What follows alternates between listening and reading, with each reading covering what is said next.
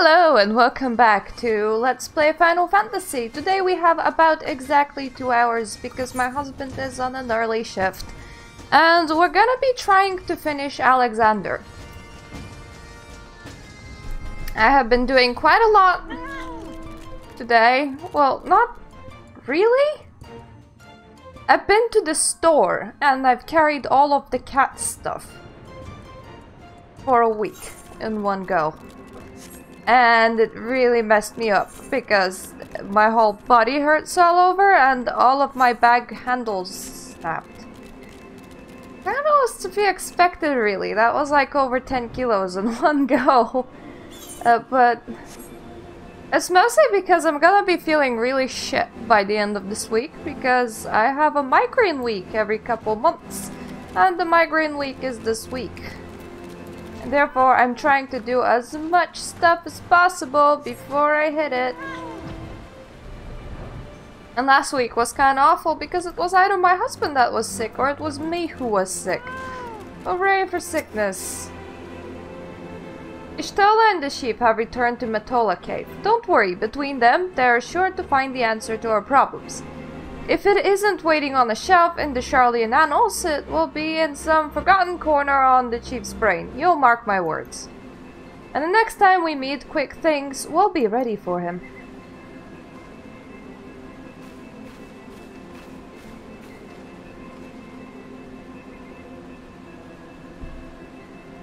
Adventure. There is something I would like to discuss with you, but mayhap it would be best to wait until we're safely back at the short stop. I will see you there.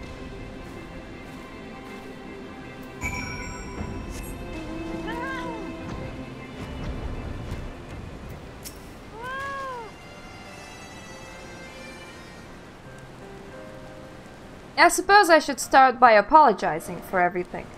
Were it not for me, the Illuminati would never have summoned the infernal machine, or gained the means to control it. And now Quick Things possesses the power to manipulate time, to foresee the future and erase the past. I dare not think how he will use it.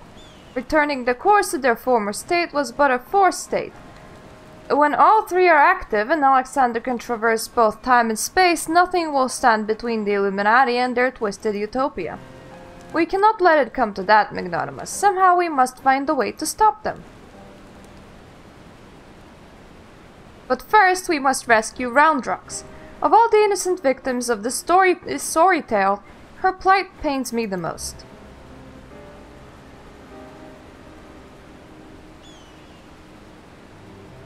The shortstop just isn't there without her. I hope someone will keep her treasures safe until she returns.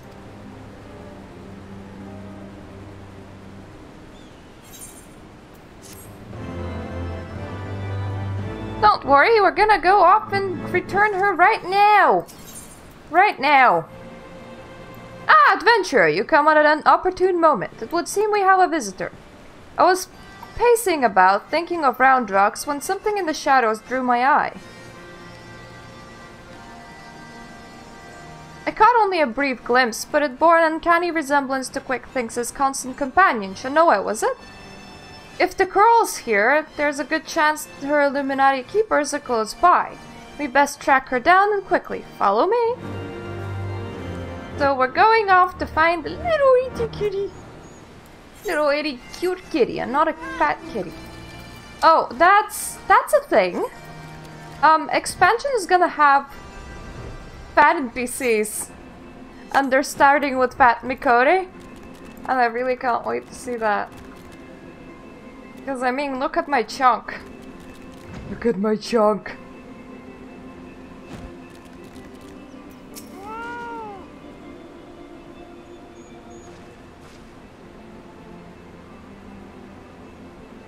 Just as I thought, it is Shanoa. Or is it?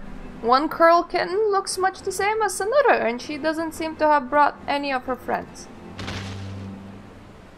Over there!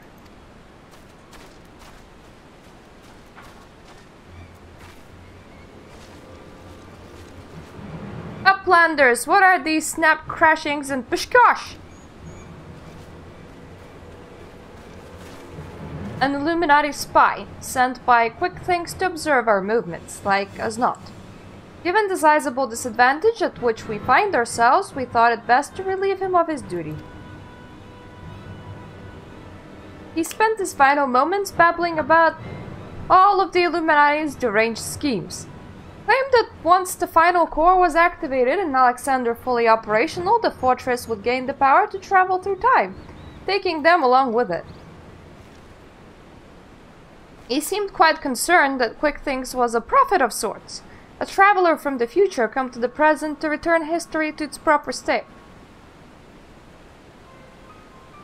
Aye, and that's not even the half of it. According to him, the battle for history has already been won, and not by us, for the future is written in the Enigma Codex, and we but play our roles in it. Quick Things, a traveler from the future? That would certainly explain how he was able to anticipate our every move, but could it be that he has already conquered the world of tomorrow? Have all of our efforts been in vain?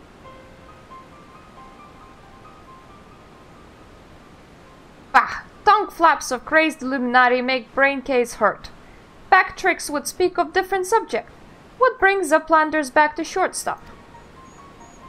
Having settled upon a plan of action, Sid and I were in the process of making our final preparations with Master Matoya when the kittens grabbed in, meowing as if to beckon us. We duty followed her and she led us here, much to the dismay of the fellow at our feet.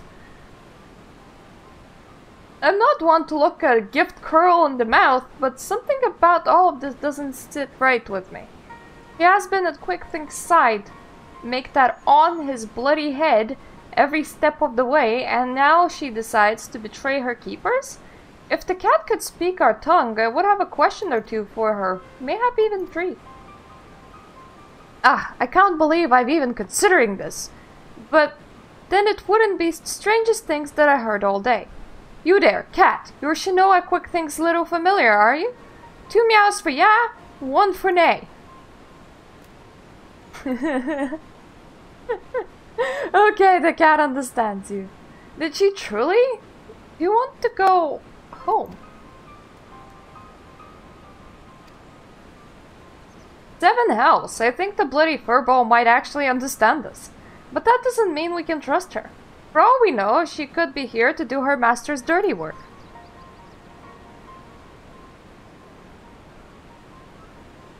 A moment, Uplanders. Tongue flaps of Roundrox come to Backtrix's brain case. 3 years ago, when Roundrox found Codex Splinterstone, Roundrox says Black Curl Child is there onlooking. Backtrix thinks nothing of this then, but now... Oh, just in case this is still on screen, I'm just gonna send myself a message to make sure that it's, like, off screen, because sometimes the display is like, ready to display messages, which is quite, not very visually pleasing. Especially for a YouTube video afterwards. You mean to imply that Shinoa here was present when we attempted the summoning? I very much doubt that. If she were a kitten 3 years ago, she would be a fully grown curl by now. Unless, that is, she took a shortcut through time. An implausible theory, I grant you, but one we cannot well dismiss in light of recent events. If true, it would raise still more troubling possibility that Roundrox's discovery of the Codex was no mere coincidence, but an event orchestrated by Quick Things to further his own deeds.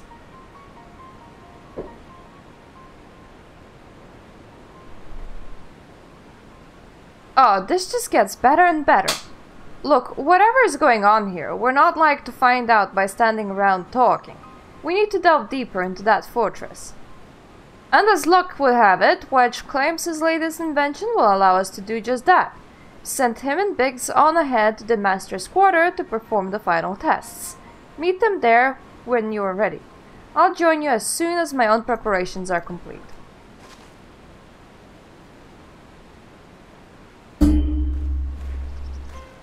Hey, kitten.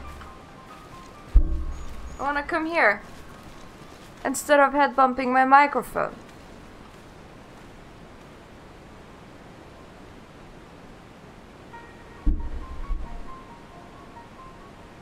Come on.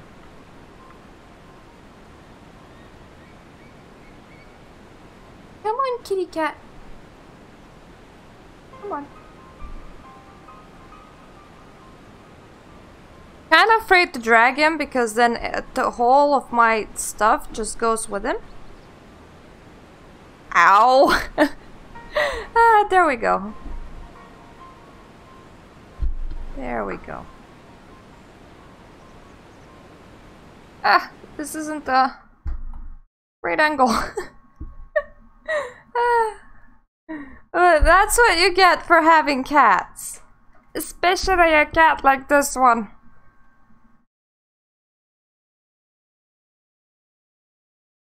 Rub, rub, rub the kitty.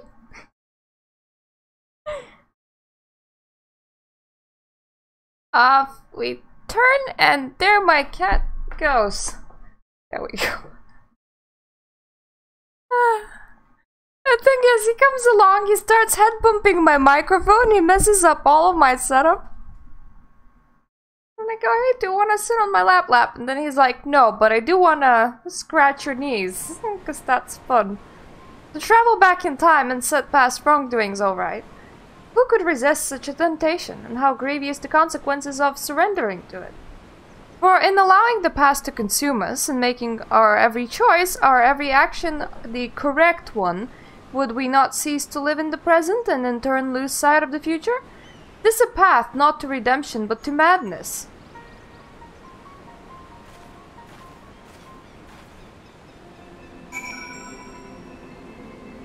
Well, technically, the future that you would be traveling from would no longer exist. So unless you landed in some sort of parallel universe, you would just create a time paradox by incurring any change in the past.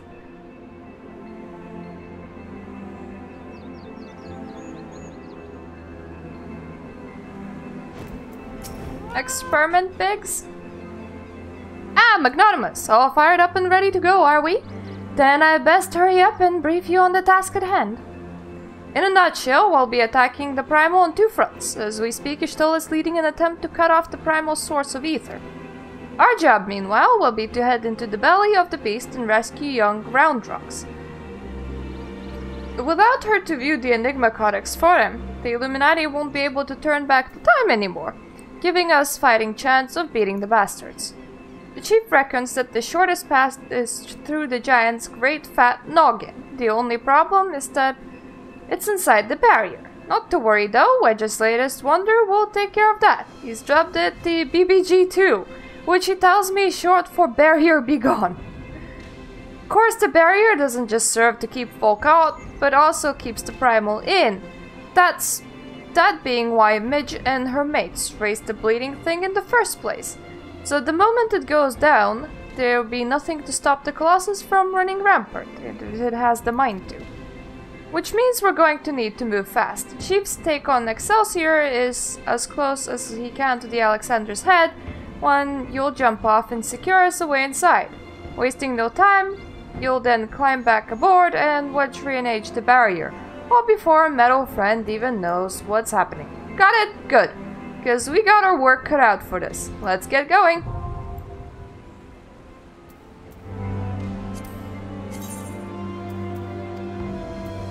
Okay, let's get going indeed. Ah, the eyes of the creator. Ah, 7-minute wait time. Oh no. Whatever shall we do? Well, for one thing, I am gonna Google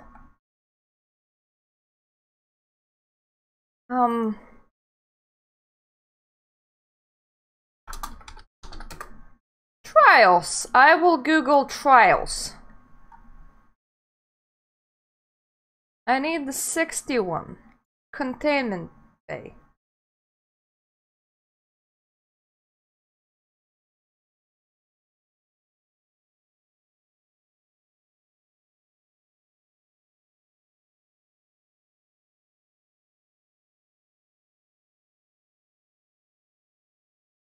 When the bell wakes. Okay, we unlocked the triple triad through there. If I back down, back into the main wiki.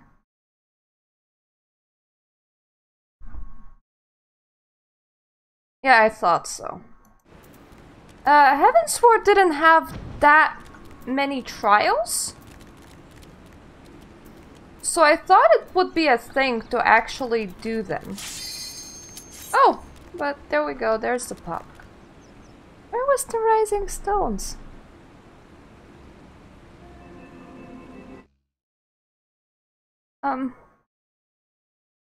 Maybe I should try clicking on it. Rising stones. Mordona, thank you. And yeah, I thought I should do the triple triad quests as well, because that is also a little bit of lore. And it would finish the primals of Heavensward.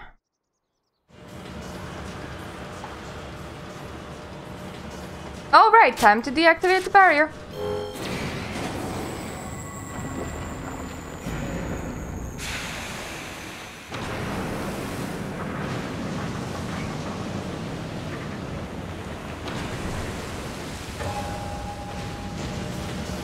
The smoke is too thick, can't see a damn thing. You'll have to press on alone.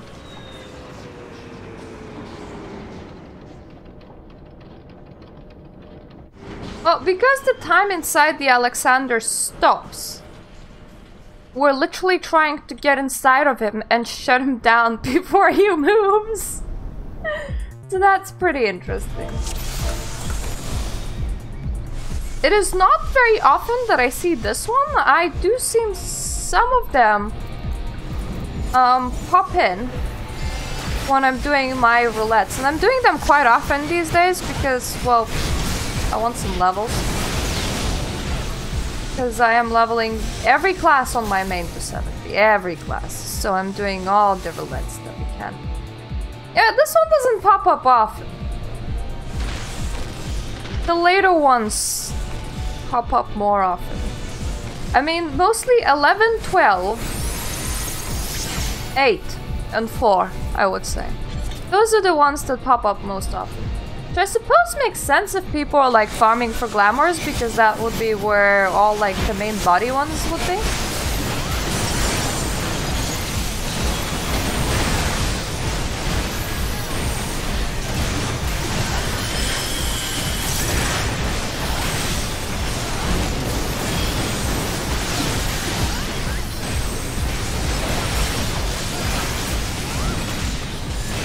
Hey, kitty.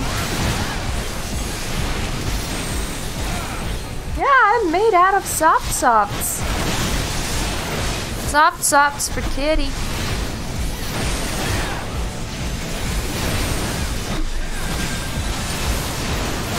Come. Good baby. Let me turn around now. We need to play a game. We're not here for cats.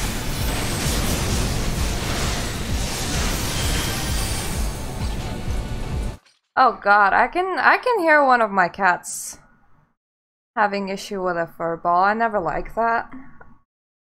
Okay, let's try to move a little bit. Just a microphone. I'm sorry. I'm sorry. I just have a lot of cats. Hey kid. Good baby.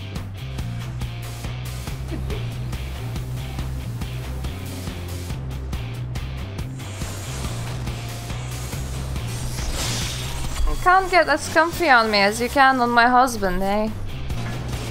My legs a bit too fat, aren't they?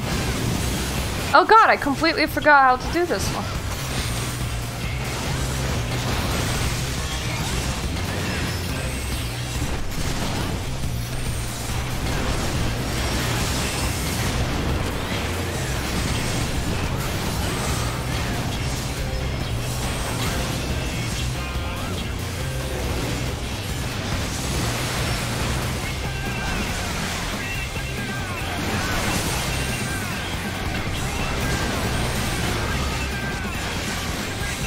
Okay, let's try to just do our biggest attack.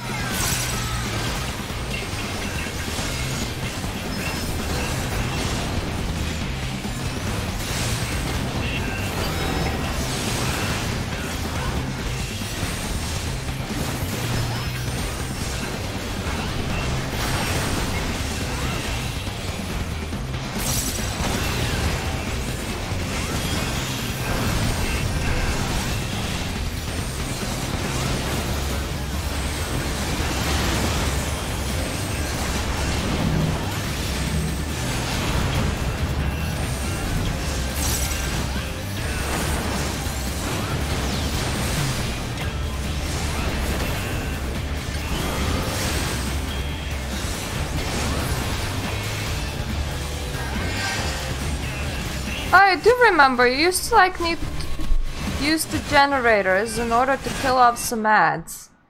Make sure that he doesn't eat them.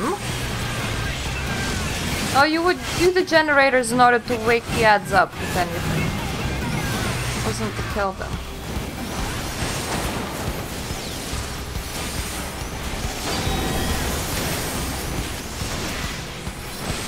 Because if he ate the ads and he gets stronger, I think that's what it was about. I'm having very poor memory of all of this.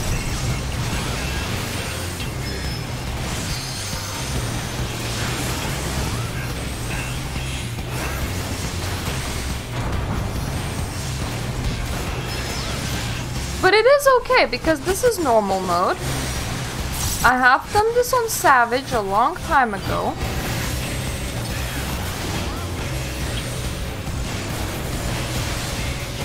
That's where the ad's dropping.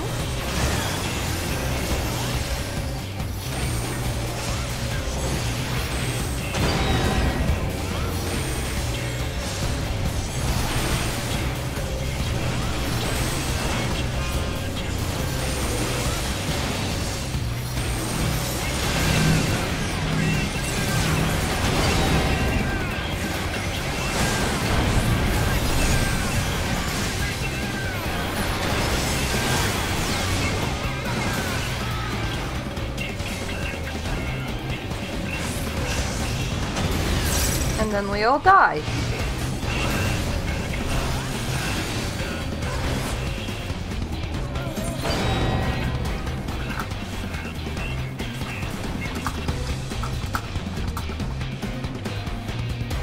Why am I even saying that I remember anything of this turn when I'm a leaf? I don't even need to know that I know this turn.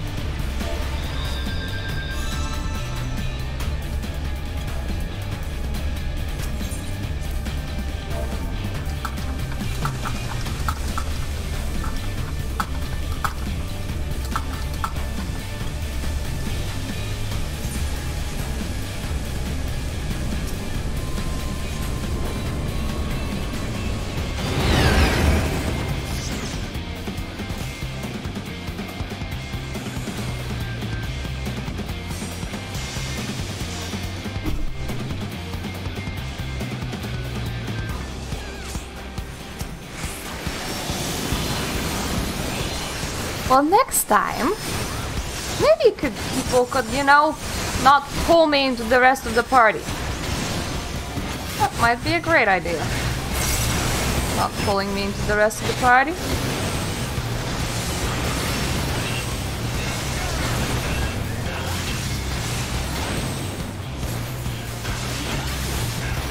Hey, Satan. Idiot healer pulled me into the rest of the party and the ad cleaved them to death.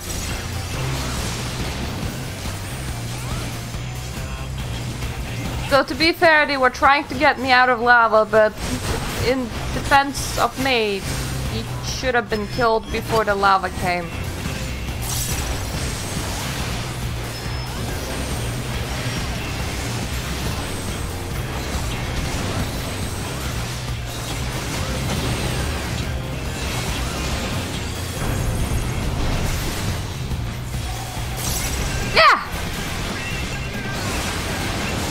Amazing.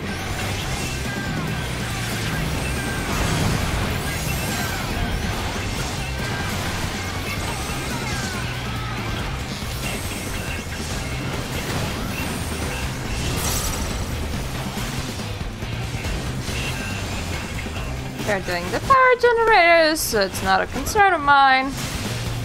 Well, technically I should take the ads off them, but I don't really feel like it. And from all they know, I am a leaf. I mean, I look like a leaf. I have a leaf on my head. There are a lot of things indicating that I am new, despite not being new. It's so nice that there is literally nothing to differentiate me from any other new people. You see, if I came in on my main character and I was wearing my mentor crown, it would immediately be a shit show of how can Mentor not know simple stuff. But when there's not such a pressure, it's like, I'm just a leaf. I am new, folks. I am very sure that I am new.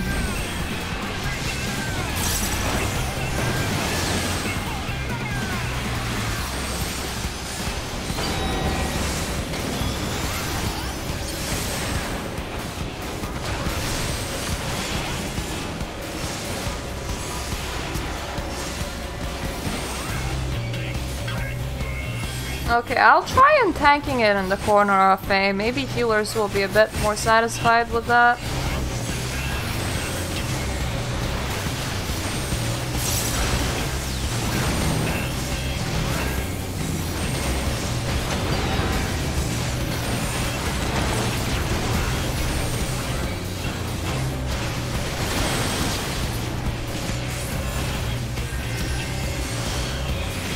But there we go, look at us not dying.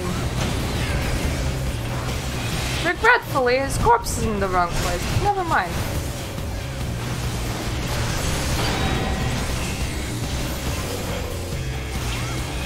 Hopefully the lava will still eat it. Hopefully before the refurbisher goes. I'ma numb it first.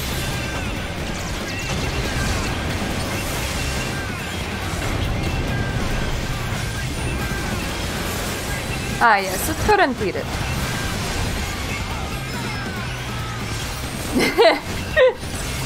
Yeah, I'm role-playing a new person into this game. Don't mind me. Okay, I remember nothing of the spiders, so I'll just let the healers deal with it. Kinda none of their business, but I'll just pretend that it's none of mine either.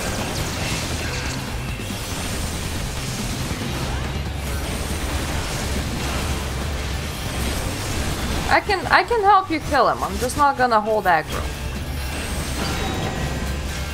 Because otherwise I will accidentally put them into the wrong corner and then everybody will scream. It will be like, no! New tank, what have you done? And then I will be like, I'm just a new tank.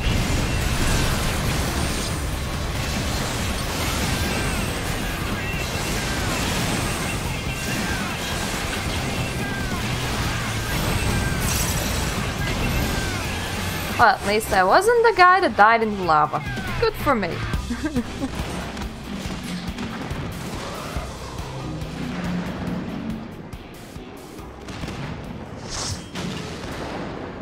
Big kaboom. Very conveniently, its corpse has disappeared out of existence. Otherwise, there would just be wreckage everywhere.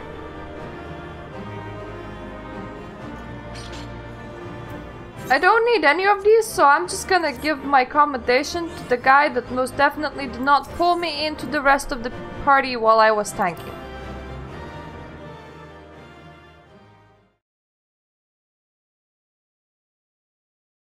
Because I don't know which healer tried to save my life by pulling me and did think that I was tanking directly into everyone else, but that did not work very well.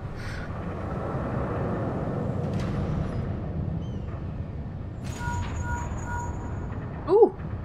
Big oof is moving. Fine work, old friend. Thanks to you, we have our way in. Stay where you are, we're coming. But first, now that you're clear, we had best get the barrier back up before the big fellow gets restless. Wedge ready the BBG-2 and reactivate the barrier on my mark. Mark.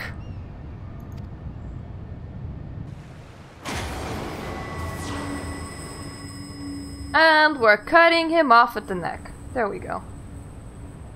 That way we have an entry, and the giant thingy cannot move.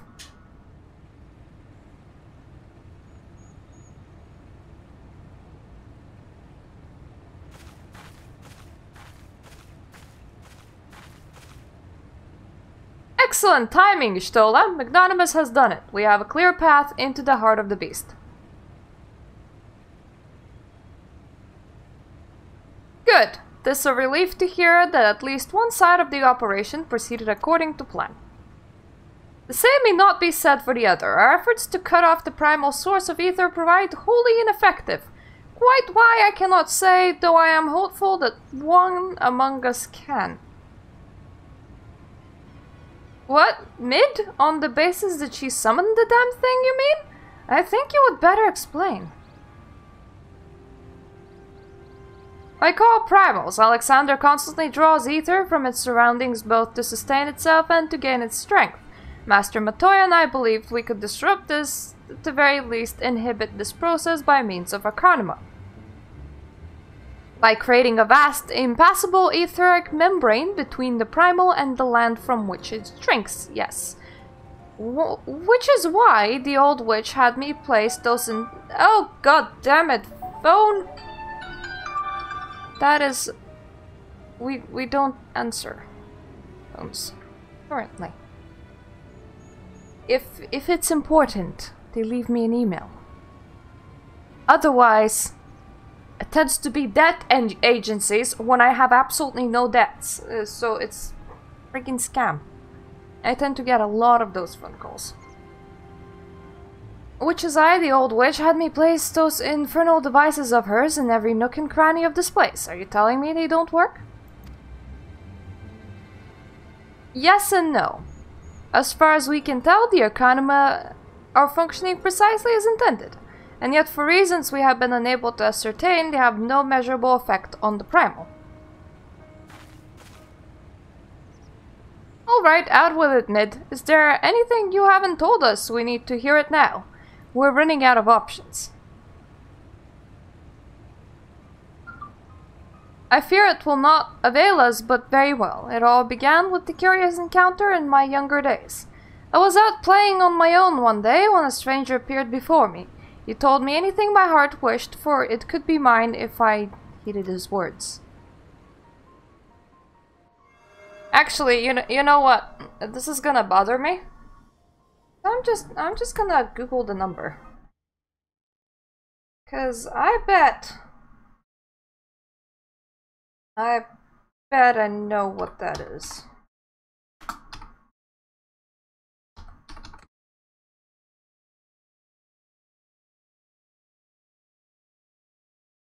I think I typed it wrong. Yeah, I did.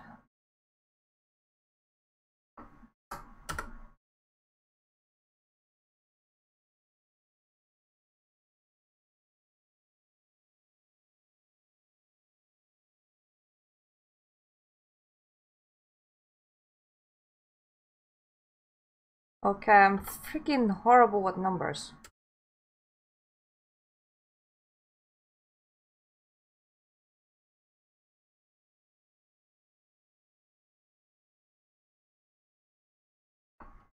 I typed 9s instead of 1s, and then I was like, why does this not make any sense? And then I typed nothing instead of 0.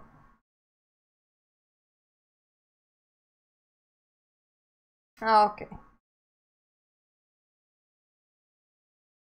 It's one of the guys that keep on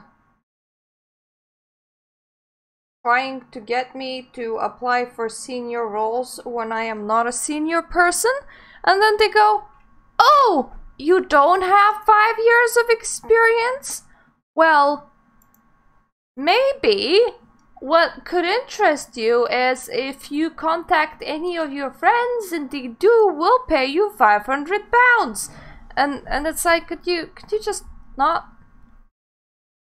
That would be a lot better. In my youth, I did not fully comprehend. It means I'm blind. That's fine. I did not fully comprehend what the man was proposing at the time.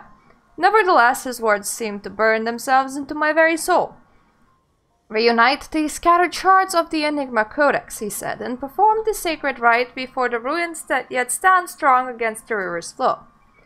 Then and only then shall your hopes and dreams become a reality." With that, he handed me a relic, a horn with a tip of metal, which seemed so foreign as the hole from another world. "It would serve as a catalyst for the summoning," he explained, "a gift from your friend Trevachit." And then he was gone. Travichet, I know the man. Our paths crossed during my time in Limsa in the days before the calamity. I might have guessed that Asians had a hand in this.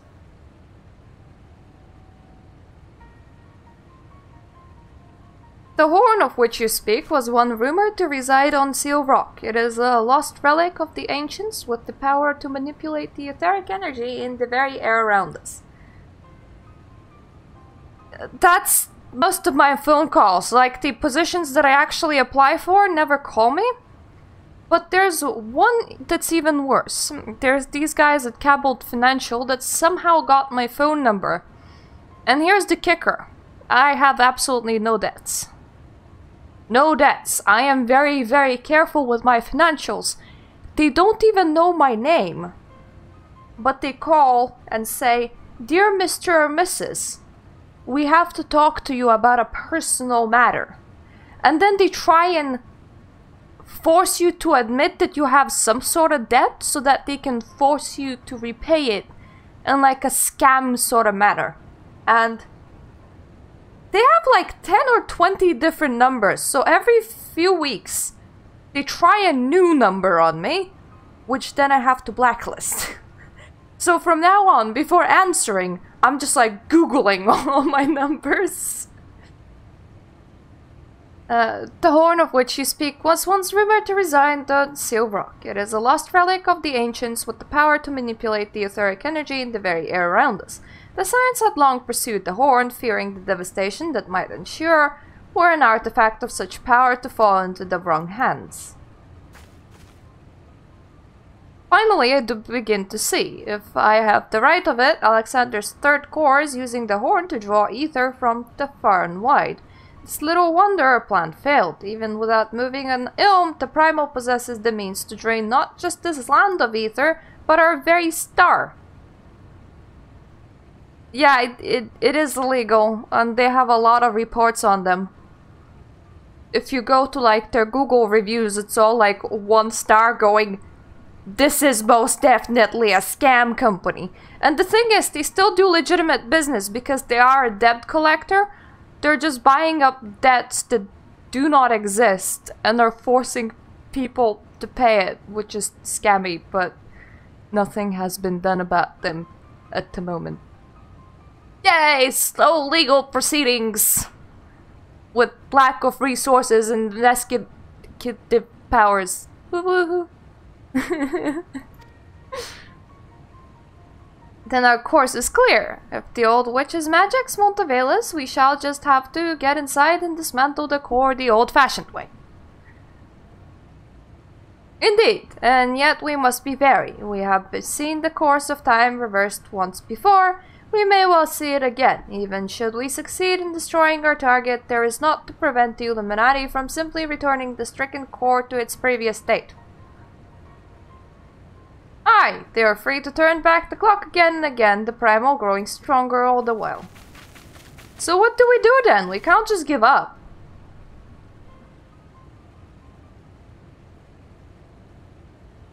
No, we press on, lest we forget controlling Alexander requires the Codex, and the Codex is but a useless piece of stone without the mind of a gobby girl. We can rescue Roundrock's quick things will have no way to flip the hourglass.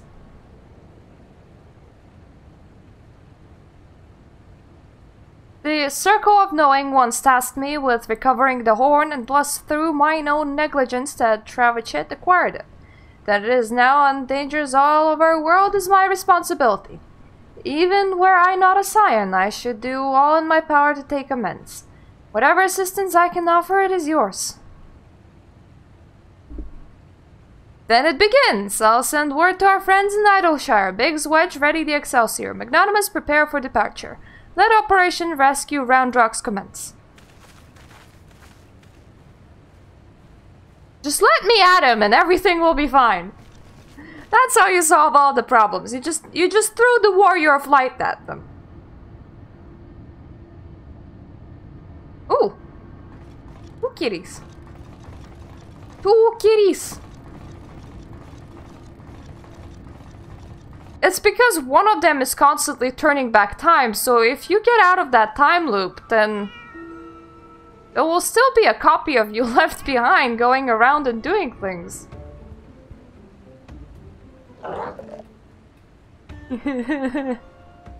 Well, it did confuse the Gabi, though.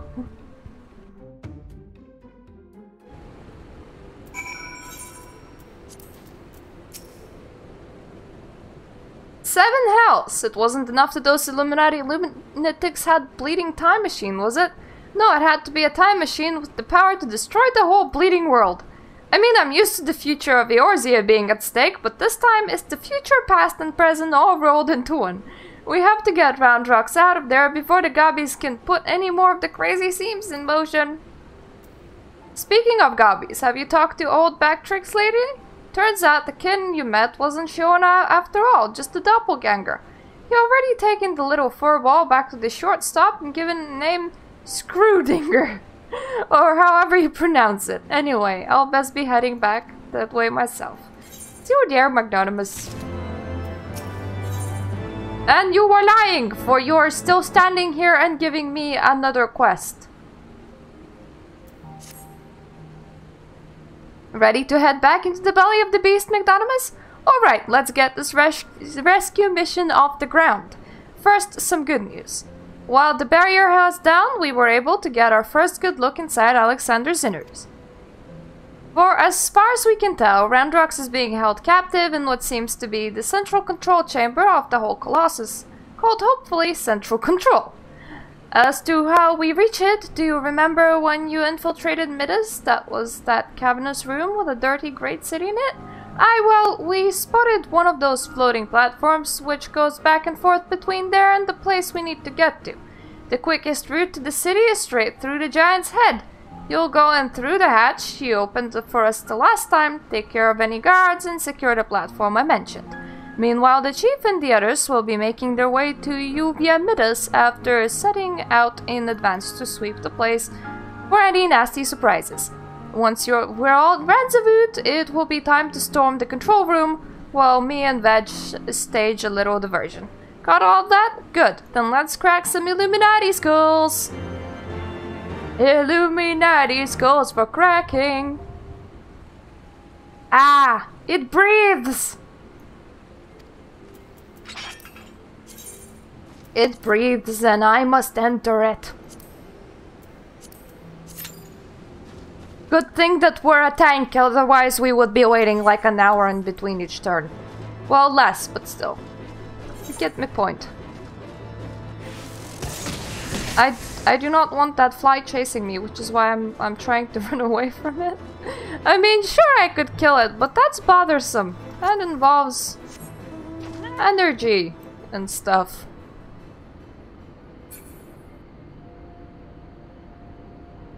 Ah, now we have this nice little platform to sit at the top of the big great dome. Hooray on us.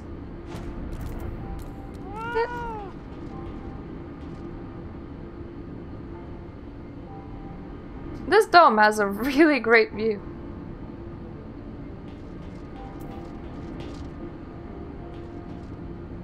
His head is very shiny.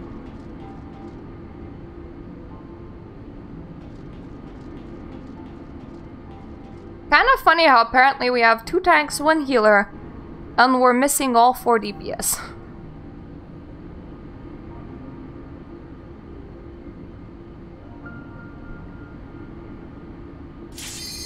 And there we go! Yay for tank use. And we only need 3 more turns, 2 more after this one. So it's nice. I want to do all multiplayer content before April 1st, when the EU gets divided into 2. But then our queues will be longer. And long queues suck.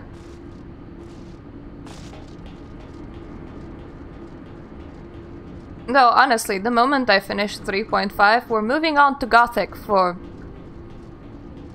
I want to say for a couple of years, but it won't just be to Gothic that we're moving for a couple of years. It will be like Gothic and other stuff following it.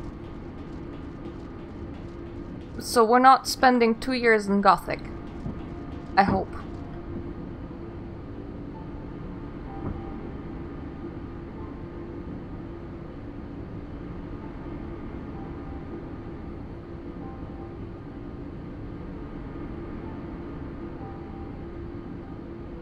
I swear somebody's trying to demolish the front door.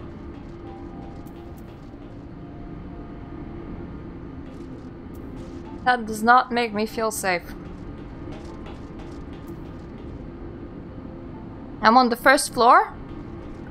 And I did have some people bash into our door. I had some people knock very angrily. It always kind of scares me, so I'm just... I hide.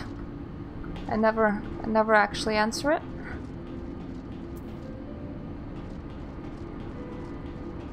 But I think the knocking person went away. Hope he doesn't come back.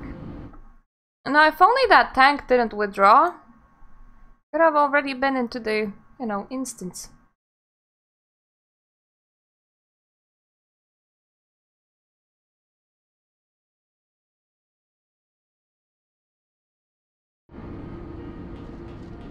Yeah, fun bit.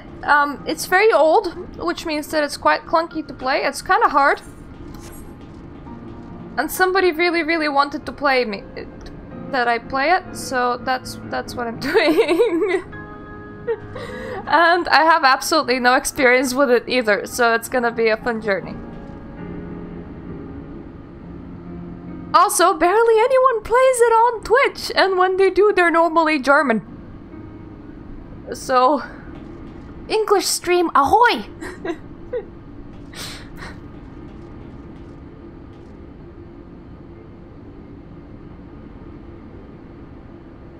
I kinda half wanna stand on like that little edge over there, but it's inside the shield, so I'm just gonna slide. Plus the game is just like, nah. You better stay on the inside of this wall, sonny.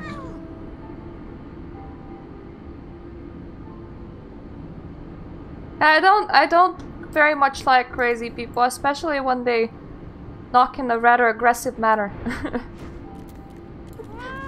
If you knock in a reasonable manner, then I will assume that you forgot your front door keys, or, you know, or you have a delivery. But when you knock in a scary manner, I'm like, no, I'm scared.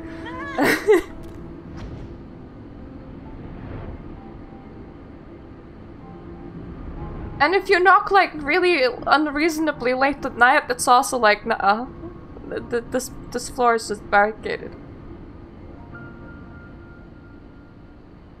I wish whoever had that pop didn't withdraw previously, because it would have been so nice to just like get in and get the turn done instead of flying around on the fat cat.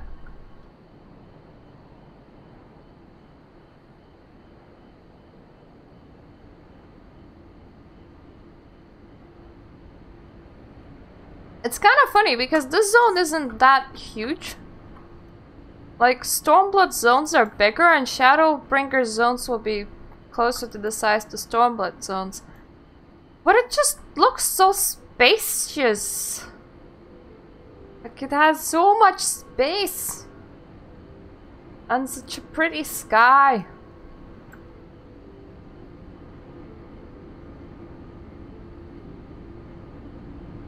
I'm kind of waiting for Shadowbringers. Yeah, the fat guy is very cute. It just kind of chunks when you stop moving as well. So if you run, it runs, but then it just kind of goes blip.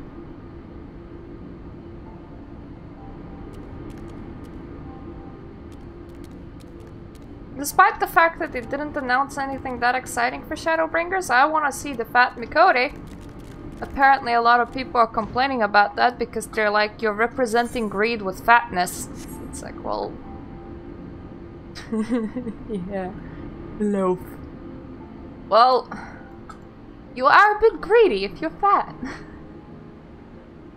I mean, if you weren't so greedy with food, you wouldn't have that many love handles. I can't wait to see that, because this is gonna be like the first character in that is fat in this whole MMO that they're gonna show. And we're gonna be the warrior of darkness. And we're gonna be restoring a world that's not our own. Happy times. To its former glory. and we're gonna be bringing the darkness back. So that's gonna be quite the change. And on this channel, I'm gonna be visiting it in about 2 years, when it's close to the next expansion pack's release, because I need a break. So like, maybe in 1 year I will be like, oh yeah, it was enough of a break, let me just go and quickly go and do Stormblood, you know, the one about fighting the Empire and like bringing up some Asian-y looking place, the desert people. Maybe I will do that, but we're just finishing Heaven's Sword for now, and we're like, that will do, pig, and stopping there.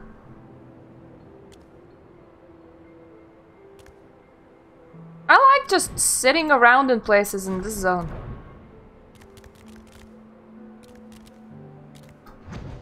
Yeah, like, majority of the 99% think that they're the 1% that has a health condition that makes them fat.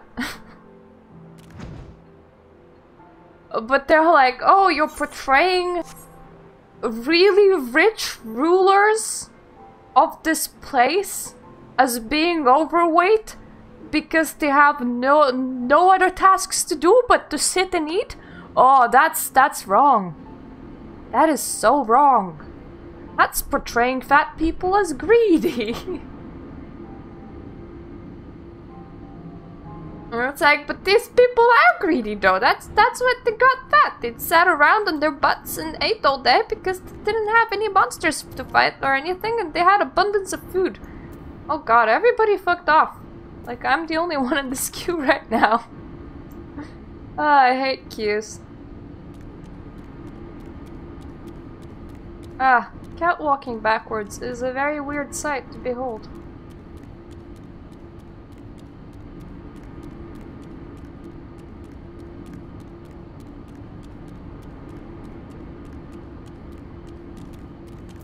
I am like tempted to go and start 3.2 while we're waiting. But the issue is, at the moment I'm gonna get into like this lengthy conversation, my queue will pop. And then I will either try to finish the conversation early, or I will have to click through it all again. And I'm like, no. That doesn't sound like a fun thing to do. It does beat sitting around though. And we have been sitting around for some time. And I am the only one in this queue at this very moment. What to do? What to do? You know, it's funny, some people have like full-on talking streams where they just sit and talk for 2 hours. And here I'm like in the queue for 10 minutes and I'm like, what to do? What to do? I need to go, I need to action. God damn it, you. Why isn't my action going anywhere?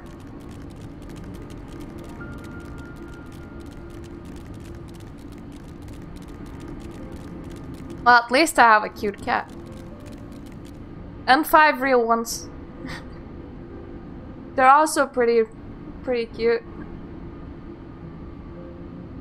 Some of them have a bit of love handle on their own, but it's okay because they're a cat and they're not really obese. They just have a little bit of pudge, which is fine. I'm pretty sure my veterinarian would agree. It's not a fat cat.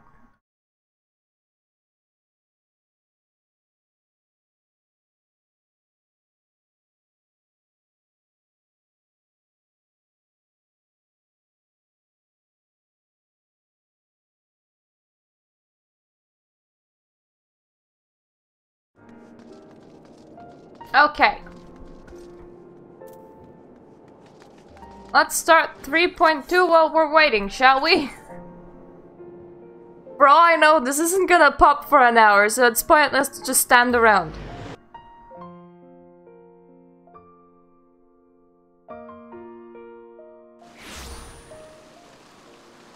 Bet you anything, at some point 3.2 will be like, you need to do a dungeon, bro, and then I will be like, Well, this is bad.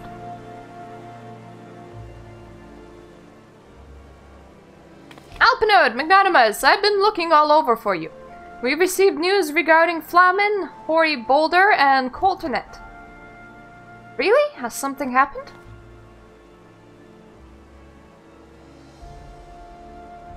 Aw. That sounds nice. I have a half-brother that looks like a lot like my father. And I have a half-sister who's like 6.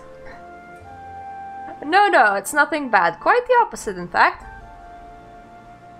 It seems that once they learned that Cyan's good name has been restored, they boarded the next ship bound for Limits. They should be arriving any moment now. It's easy to forget how useful link pearls are, isn't it? When they work, I mean. And you don't mind being spied on. Quite! But what wonderful news! To think that our reunion is close at hand. A pleasure to see you too, Alpinode. Ah, Thancred and Cryle. What brings the two of you here? Cryle and I have been looking into how we might track down Minfilia.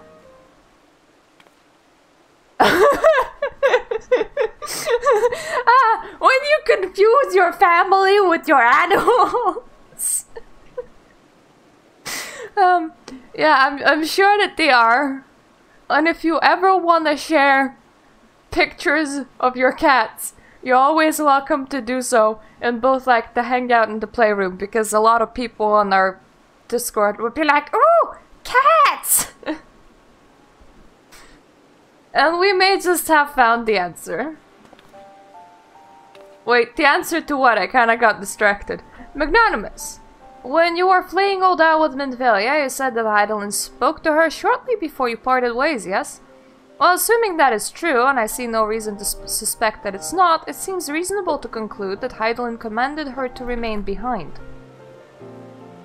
That is to say, the Mother Crystal directly interceded to guide Minfilia. Admittedly, this is still quite hypothetical, but I propose that such intervention, however subtle, must surely leave some residual trace, a lingering disturbance in the ether, or ripple, if you will. In order to establish the existence of such ripples, of course, we will require suitable data. Fortunately, I know where such data can be found, the battleground where Magnanimous felt the Ultima weapon, and the site of my personal ignominy. It was there that Heidelin intervened to shield her from the magic I invoked. Cryle and I will infiltrate the castrum and analyze the ether therein. The two of you alone? I have a proven knack for subterfuge, and I am confident that there will be sufficient nooks and crannies in which to hide Cryle while the patrols pass. Besides, if you and Magnanimous come along, who will see to Flamin's grand homecoming? When you put it like that, very well, I will trust in your plan. I know not whether this data will yield the means to find Minfilia, but it will, at the very least, eliminate another avenue of inquiry. Tataru and I will return to the Rising Stones and make preparations for our comrades' return.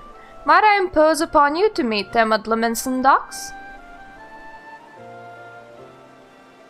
Then I shall see the four of you in the Rising Stones. Safe travels.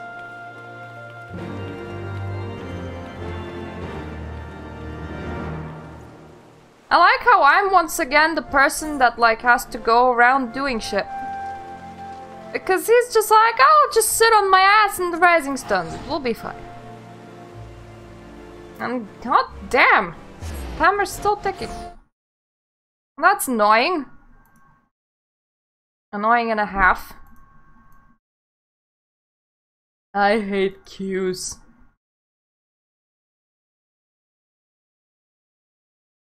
To be fair, most of my leveling for my DPS classes on my main character is now done with NPCs.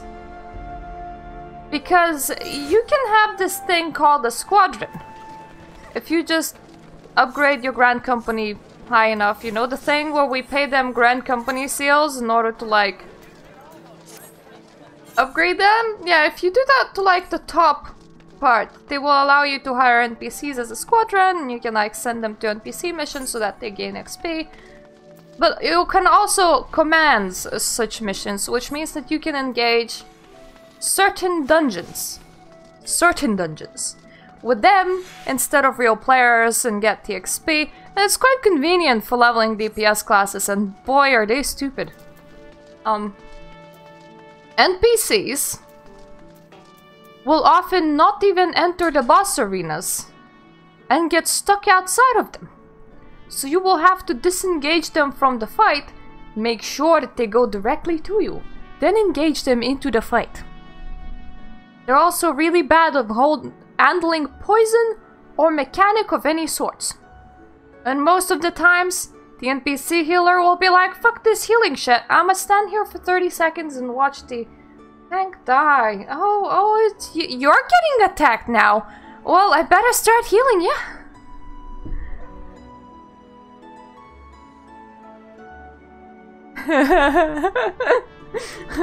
Yeah, let me just like stand in here, and I'll just put a question mark above my head, and I'll go, you go and do stuff.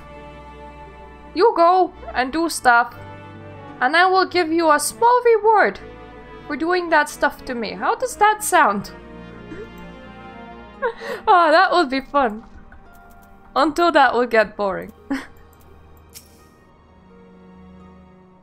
I imagine if people literally played like all the home classes, like they were traders and merchants and cooks and, you know, cleaners and so on, and you just had NPC adventurers going around fighting beasts. Oh, Magnanimous, how have you been? Come here, let me have a good look at you.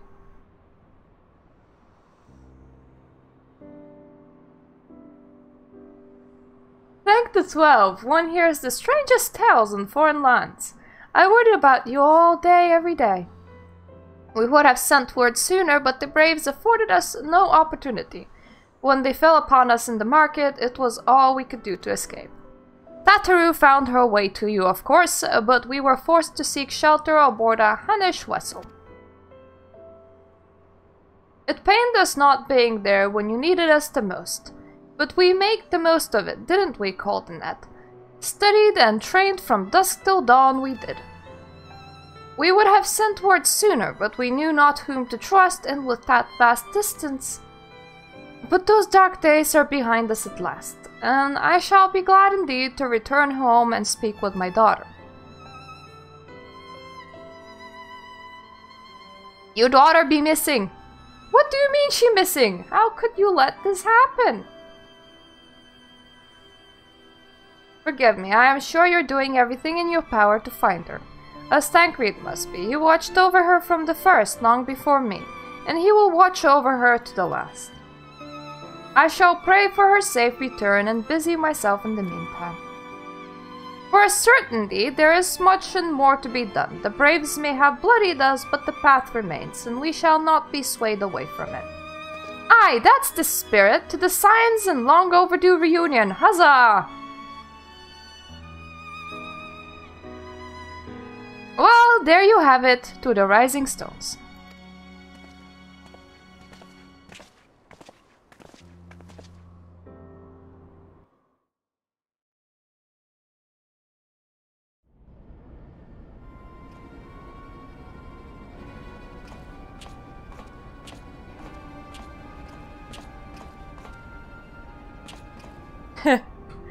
Tancred, the guard! I think that tattoo would be fairly obvious to literally anyone. Maybe sign tattoos should be placed somewhere less well seen. I believe we are ready to proceed.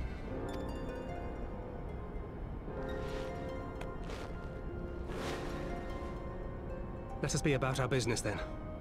The next patrol may not be so credulous.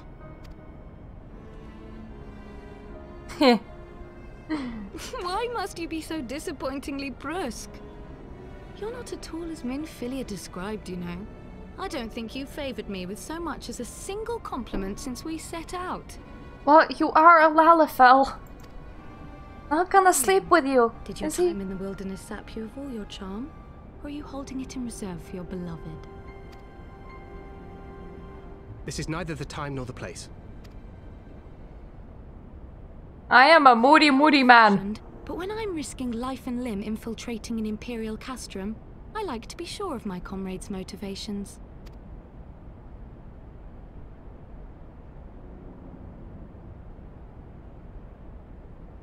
I see now where Alphino gets it from. Minfilia is dear to me. It is true. But not in the way you think. 15 years passed, when she was still but a child. There was an incident at a parade. A Gubu broke free of its fetters and ran amok through the streets of Ul'dah. Had I been more attentive, I could have prevented it. But I was distracted, and her father was killed. You were probably but a child at that point. But in the years that followed, she showed herself to be more resilient than I had ever imagined. And when she learned of her gift, she did not flinch from the responsibility, but sought to guide others on the path. She touched the hearts of all around her. Mine, Louisoix, every science. In those dark days following the calamity, she was our guiding light, our hope for a brighter future. She had so many dreams, and I would give anything to make them come true.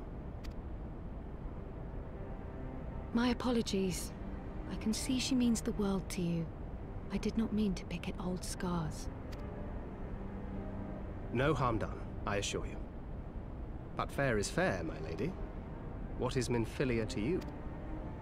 You mean you don't know? Only my dearest friend. When I finally emerged from my torpor, I learned that nary a day had passed without her asking after me. She never gave up hope. And neither will I. Then for Minfilia's sake, let us pray that these vestiges of Hydaelyn's intervention will lead us to her. And now let's turn around and ask all the guards of the castrum what is Minfilia to them.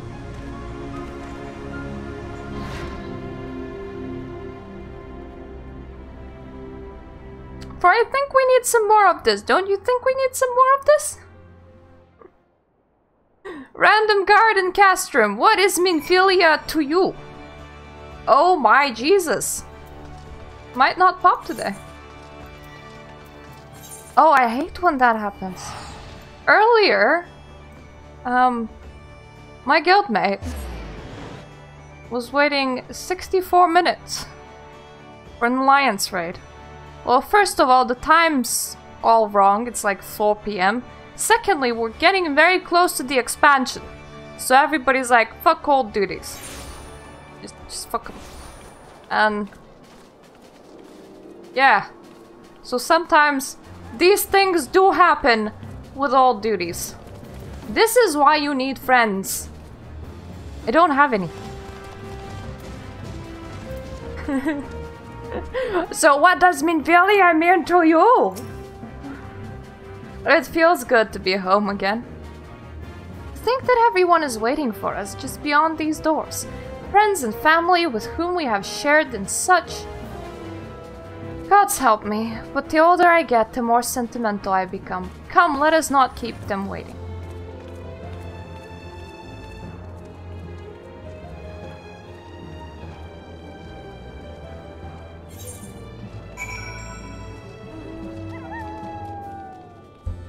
Oh, inside the Rising Stone, so I think I'm beyond this door.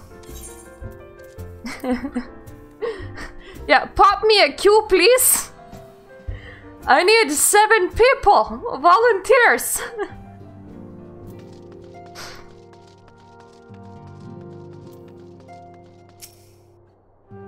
Alian, Ephemir, it fills my heart with joy to see you both hale and healthy. And what of Higiri? She is well, though aboard on a mission at present. It is just wasn't the same without you. Welcome back, my lady.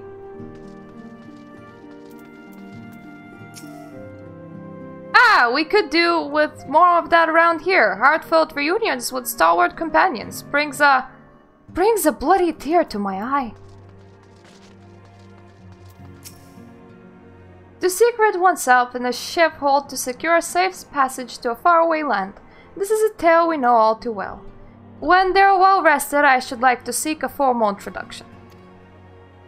Yeah, we have duties to attend to. In a video game. You skipped that funeral, son. Why wait, my friend? Come, there is no need to be shy. Pray grant me a moment longer, at least. Though I am happy to oblige you, my legs are rather less accommodating. Oh cheer! What in the seven hells drove my little brother to come here to Mordona? Why you, brother? You and the science, of course. For 1,000 days I trained that I might grow as strong as you, that I might fight alongside you. Yet now that you are here, I sense that you have surpassed me once more. No, do not tell me. You trained with the Hanish, did you not? Your eyes did not deceive, brother. I have studied the trials of the braves and drunk deep to the souls of mine enemies. Ah, drinking the souls of your enemies. Cool. Glad though I am to be home, I cannot help but think of those who have yet to return. Oh god damn it, don't scratch the doorway. No. No.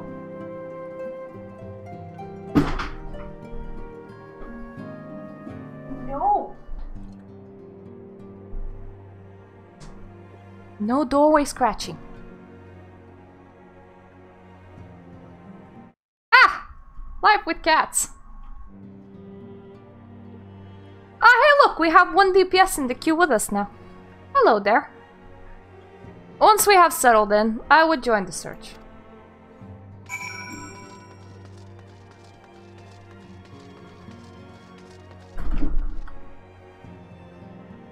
Yeah, you shake my desk, cat. That is a very intelligent thing to do.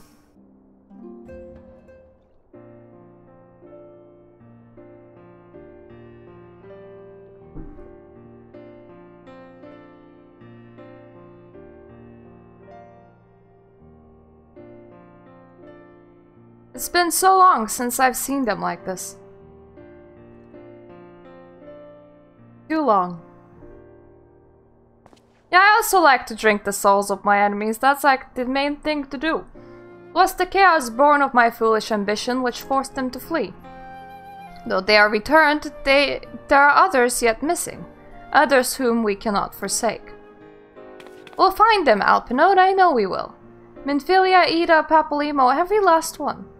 And when they walk through those doors, we'll be here to welcome them home. With me, at the head of the queue, of course.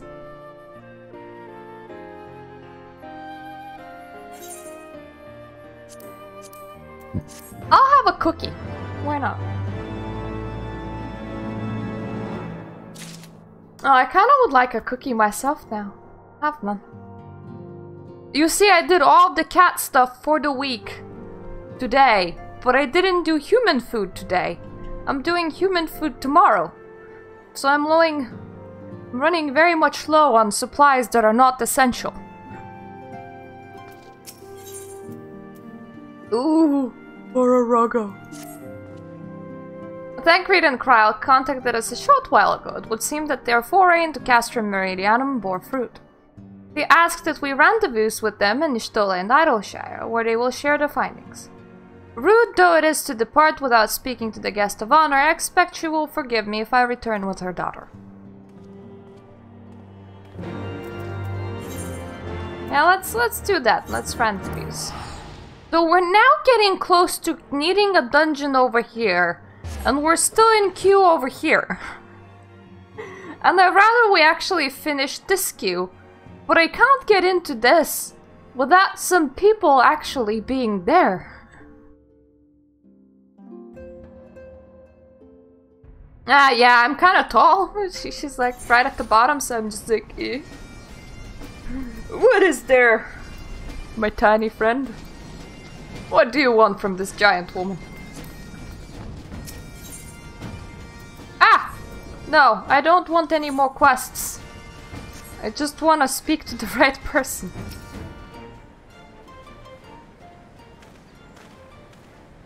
My apologies. I see I am the last one to arrive. So what news have you for us? Well, as we postulated, there was indeed what appeared to be remnants of an unexplained disturbance in the ether at the scene of the Ultima weapon's destruction, a ripple at odds with the preceding pattern.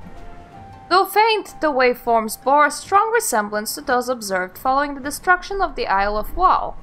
What I believe Heidelin shielded me with was Blessing of Light. To confirm our findings, we paid a visit to the Sidich aqueducts. There we detected the same waveform, but orders of magnitude larger, as one would expect of a more recent disturbance. Heidelin, there is no other explanation. But there is more. When I studied the site where Stola used flow, it appeared that not 2 but 3 beings have been affected. Yet unlike Stola and Thancred, there was no trail to follow. Our unknown third party was simply there, and then not there. Now recall your visions of vast crystal floating in the sea of ether. Though this too is but a theory, studies of gifted subjects suggest that when communicating with Heidelin, we briefly leave our bodies behind. So let us consider the facts. 1. Heidelin interceded. 2. A third being was caught in Vinfilia's flow and vanished without a trace. And 3. Heidelin may have the capacity to summon the consciousness of gifted individuals to her side. You're implying, I take it, that Heidelin guided Minfilia into the compass of my magic, that she might summon her, body and soul, under the ethereal sea. In which case, we must needs continue our search there, for a blessing that means to do so already exists.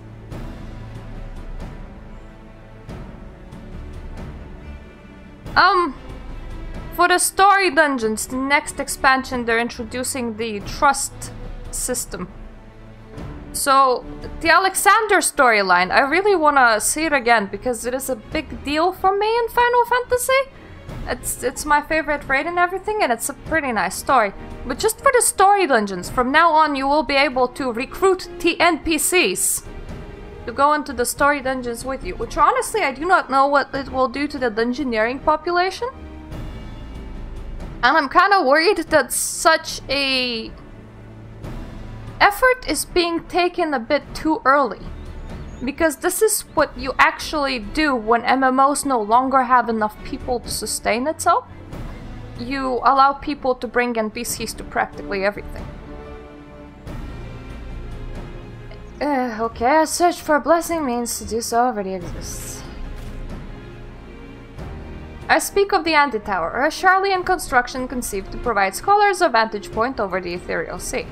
Though I know not where its entrance lies, we need only ask its last custodian, a country old crone who, for another blessing, refused to join Exodus. Master Matoya was the keeper of the Anti-Tower. I had no idea. Then our course is clear. We must petition her aid once again.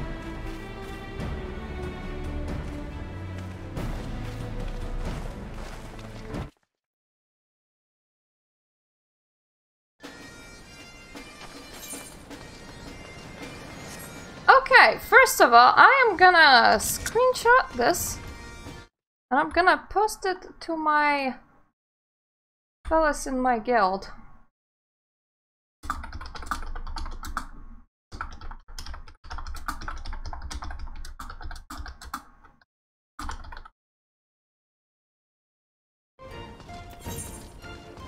In vain hopes that somebody will be like, actually,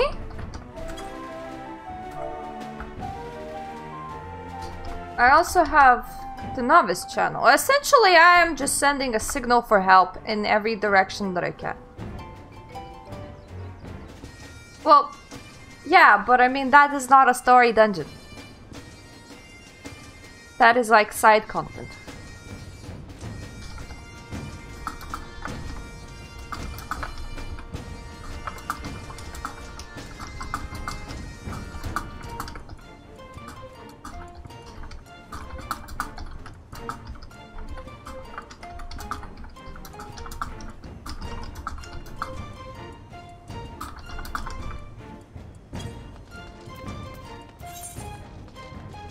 And that is very unfortunate with things that are not current. They do die in MMOs.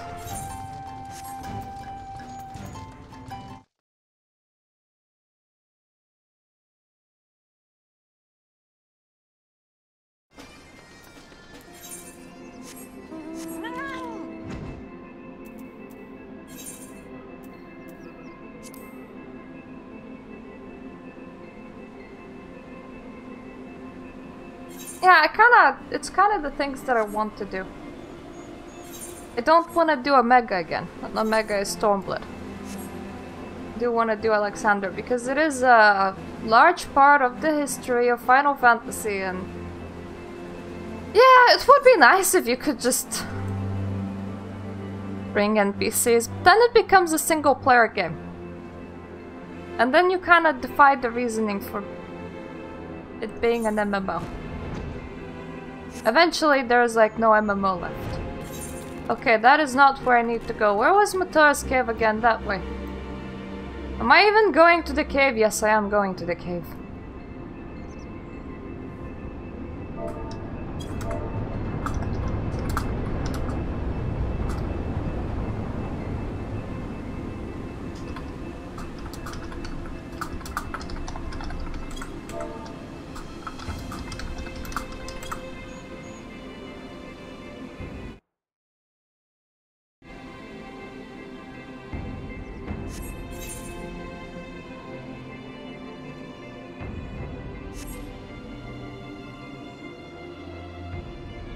Somebody's dying to fans!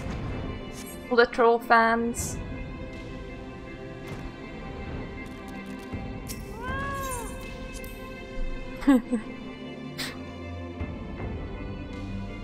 I wish that there was like a single player equivalent where I could be like, these are the fights, and like, you know, this is the content. That would be very helpful.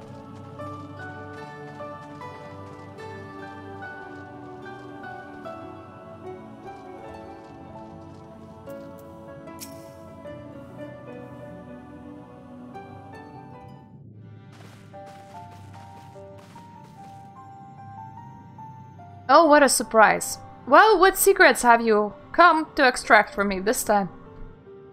Ah, though it pains me to admit it, your words strike close to the mark. We humbly ask that you grant us entry to the Anti-Tower, that we might use it to seek a friend who we believe has been transported to the Ethereal Sea. And who told you I could do such a thing, I wonder?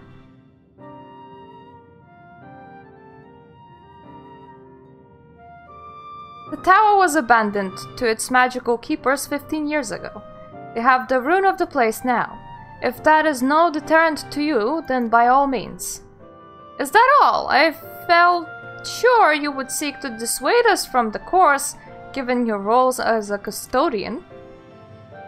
Role? Hardly. The Forum fostered the title on me. During the Exodus, every entrance to the Anti-Tower was sealed save one. Oh! That is the entrance to the Anti-Tower. My role consists of making sure no one with ill intent sneaks through it. Such was the Forum's final order to me. Well, I can remove the wards right now. Will you be going or not? We will, Master Matoya. We will do whatever it takes to find Minfilia. We'll see about that. Magnanimous can go. Take the Magicus Rogue too if you like. He's no use to me. The rest of you will stay and work, and I'll hear no argument. Those are my terms. Oh, and I should be delighted to accompany you. Lead the way, Magnanimous. Thancred, no. Your etheric flow has been compromised. Do not deny it. To venture into such an environment so thick with ether, so close to the Ethereal Sea, would be to risk further impairment, or worse. But Minfilia could be in there waiting for us. And you could die. And for what? If she is waiting beyond, Magnanimous will find her. Trust in her, have faith. Damn it all. Bring her back to us.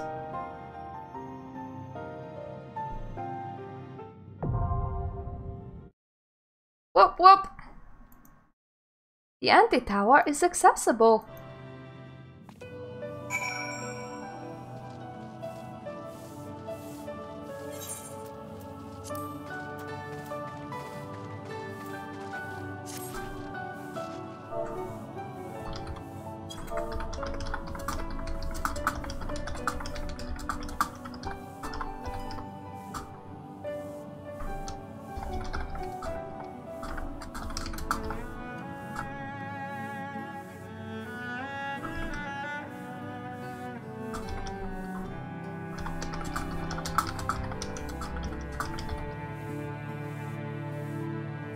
I am gonna see if I can cheat my way around this.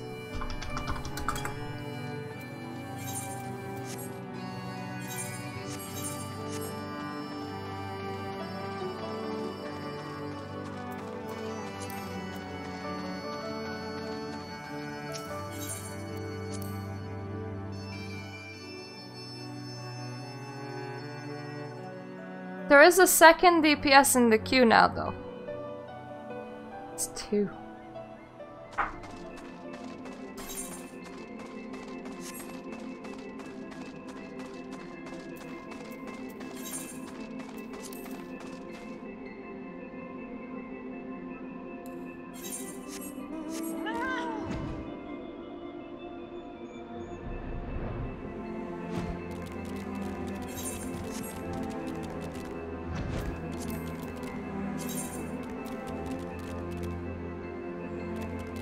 Like, Zephyr was actually too new to know anything about Alexander, which is kind of a bit of an issue.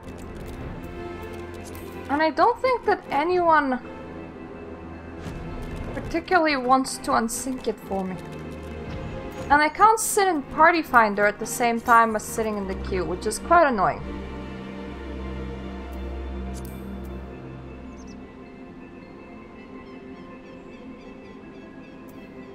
Okay, so they're light farming there. That is the one we have already done. Light farming is a thing that you needed to do for a legendary weapon. You essentially need to run about 800 instances for that stage of it. And it was the bestest weapon at level 60, but now people mostly want it for the pretties. 800 instances might sound a lot, but it's less if you're running harder instances. And anything such as doing fates, literally anything practically counts. So a lot of people did not even farm it. They would just equip it and go about their daily business and it will complete.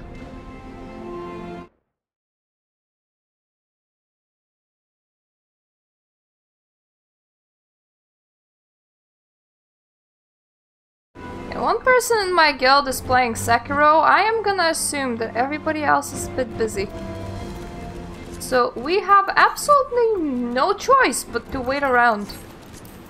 It is very annoying. We are 3 players out of 5.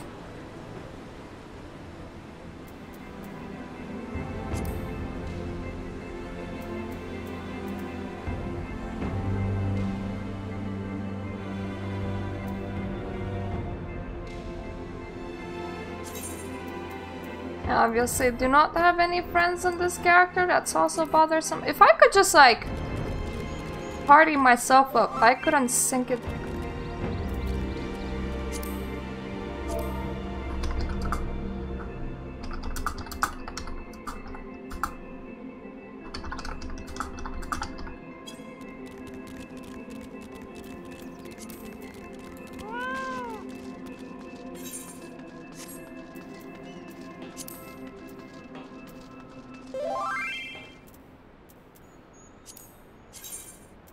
Okay, let's withdraw. Let's invite Ophelia.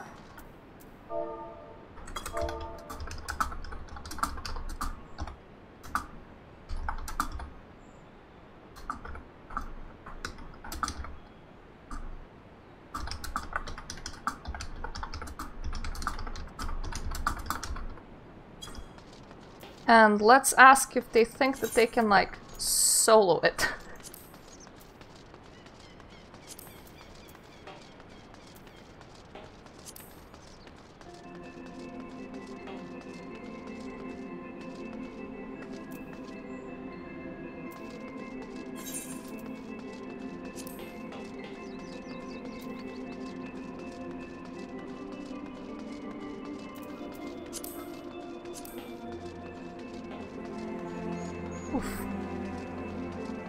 Bomber has been doing a lot of leveling.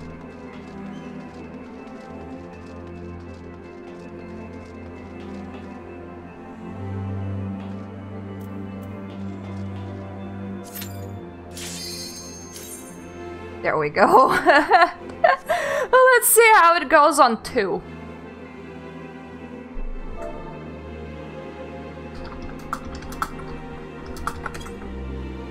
And let's say thanksies for trying.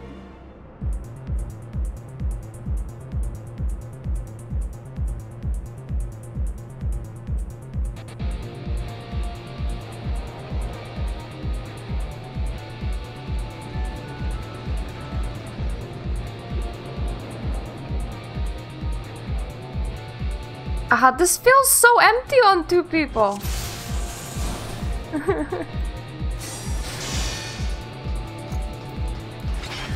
And they're a healer, so we do stand a chance. And obviously they will be hitting insane amounts because they're level 7.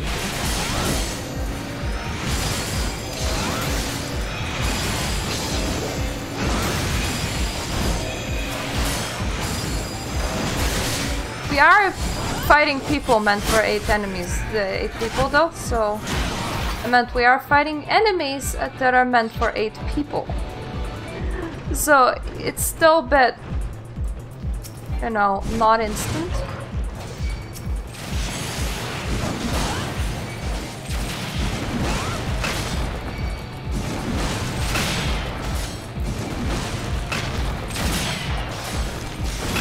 But it's about the best that I can ask for.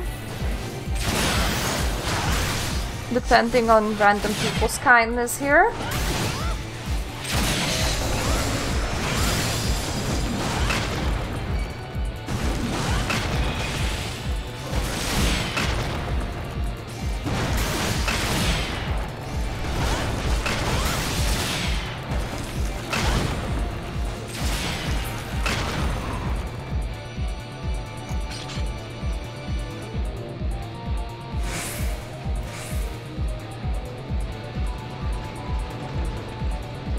And we kind of mistake the direction that we're supposed to go in. Some fun. Ooh. Ooh. We had some tanks that were like, let us come over here too.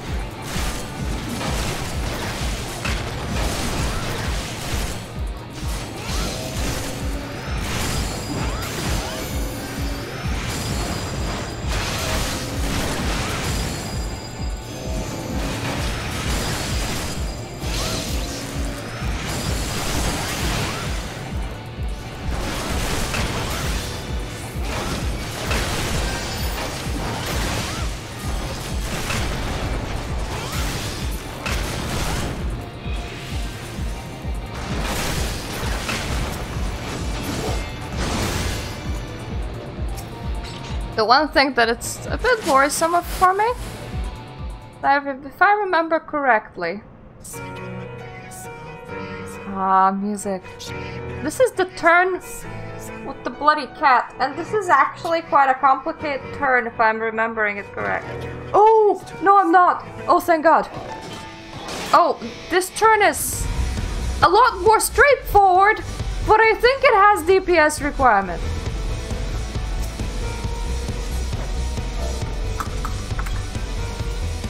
And I kinda know not to stand on the buttons. But we'll say got it anyway. Sneaky, sneaky! Sneaky experienced player here.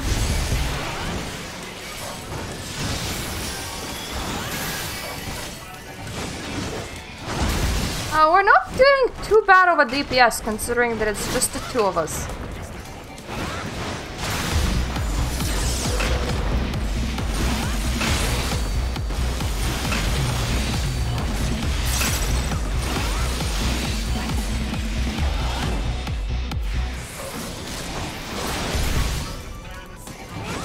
And they do know how to do mechanics, which is helpful.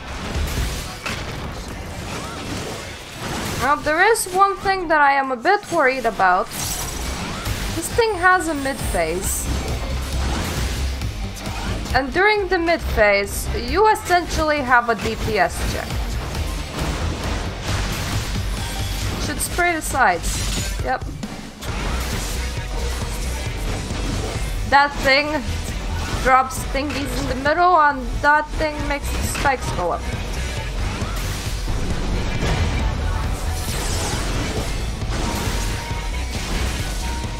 So my biggest worry is literally the mid phase.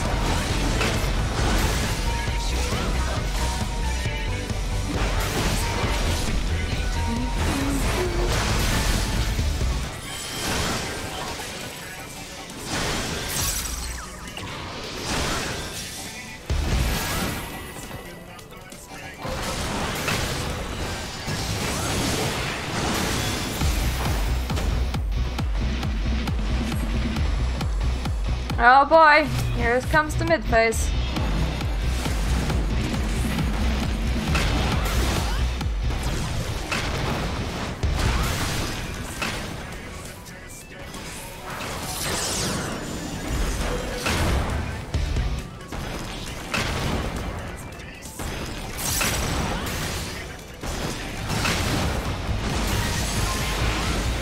And here's why it's bloody an issue.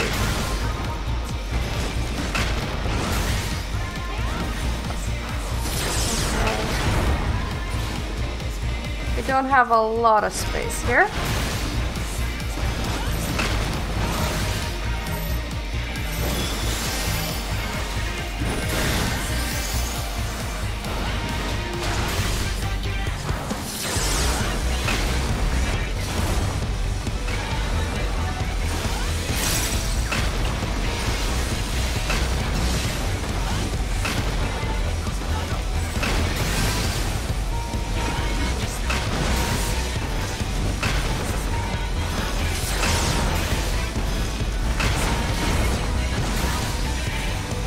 We're practically at the end of it. God damn it.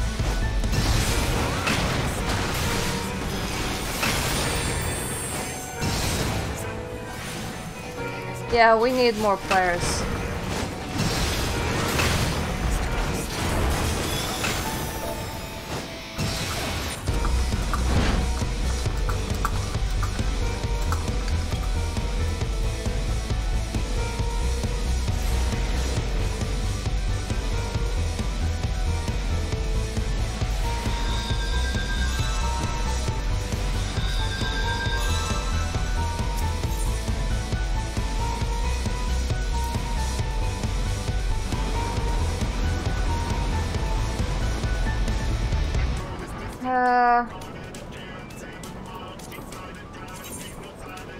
I should probably do that.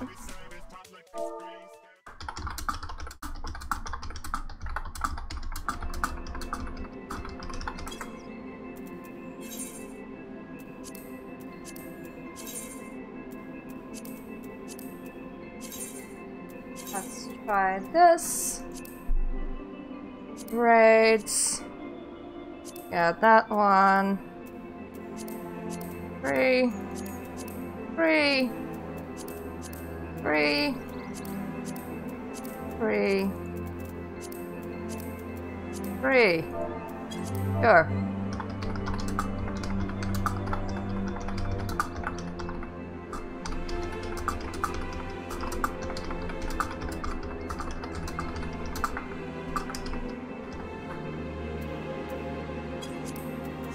There we go.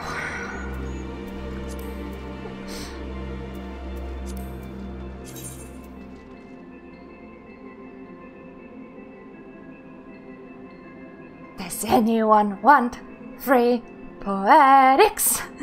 Does anyone want free poetics?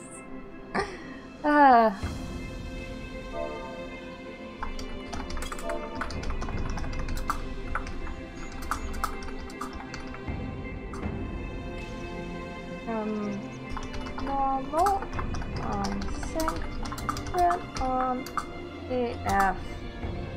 I need help. Sorry. 1, 2 more people. That would be enough. Yeah, thanks. There we go.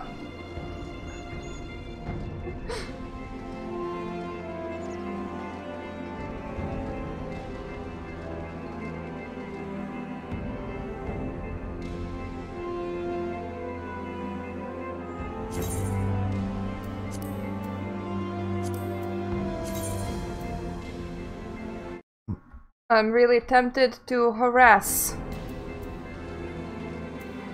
my company mates, but I don't think that I should.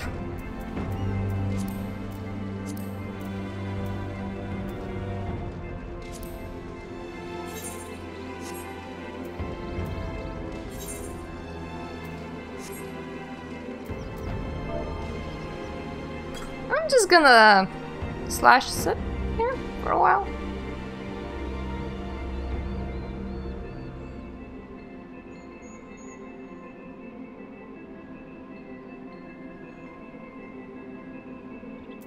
And hope. Really hope.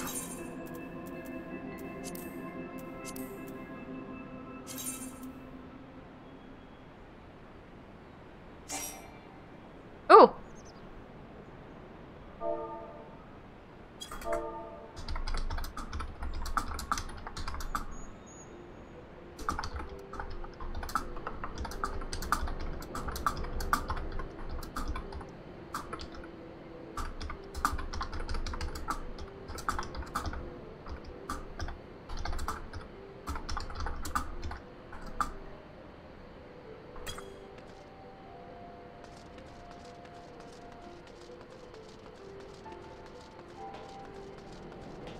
Good. Good, that's a person! And I will delay a third, 11 and 12 till tomorrow. And I will get the story to a point where we need to queue for 11. And then I will queue and only start the stream once it pops, no matter how long the queue takes. So that hopefully we then only need to queue for one more on stream.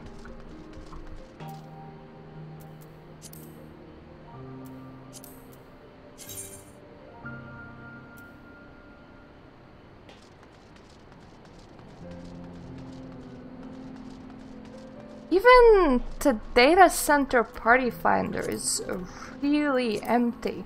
I mean, there are a lot of people doing the high level duties, but this is about as pre-expansion lull as you can get.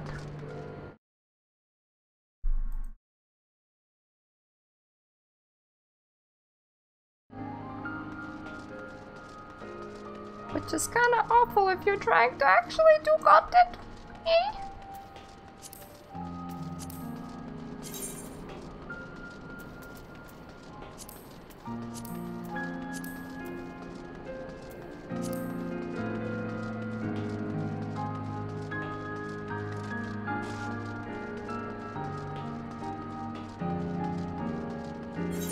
At least the music's nice. And if I waited till Shadowbringers, I could probably have soloed it.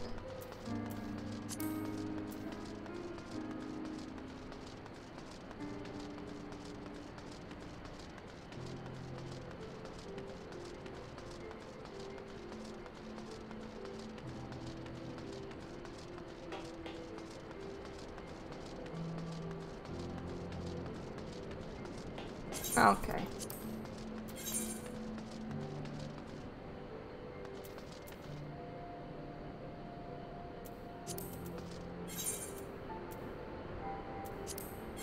Why did I put my notifications at the same places?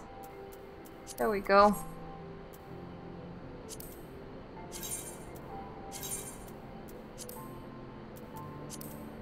Defender. Precise duty, that is all fine.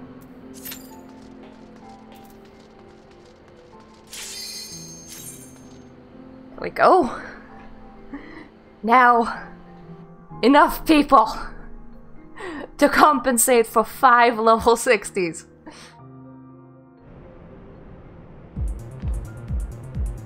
God, pre-expansion lol sucks. But hey, we're also at Anti-Tower, which is highly preferable.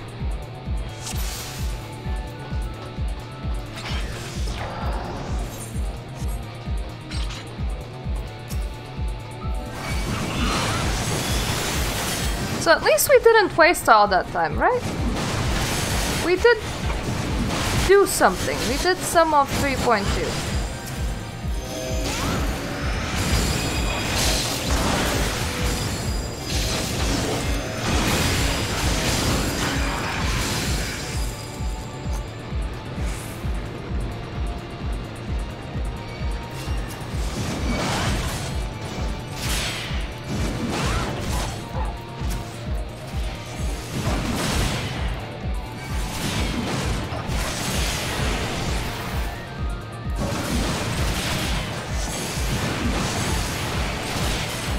Go. All nice and ready.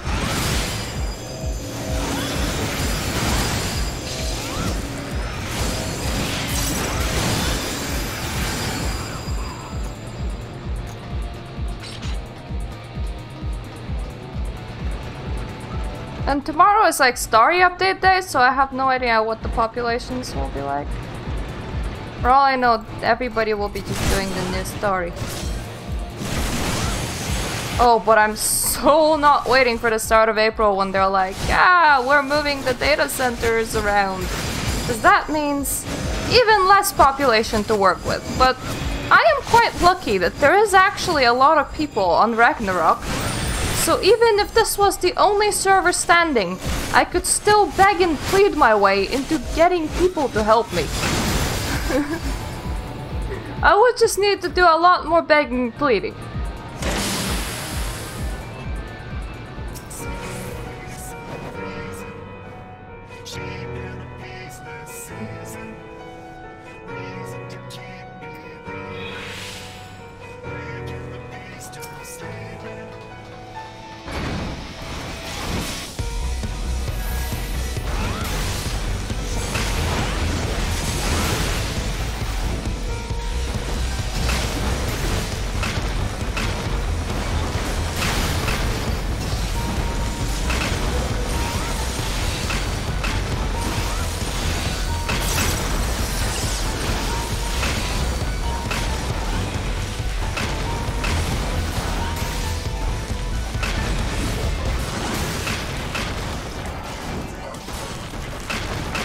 Oh yes, that health is falling a lot faster now.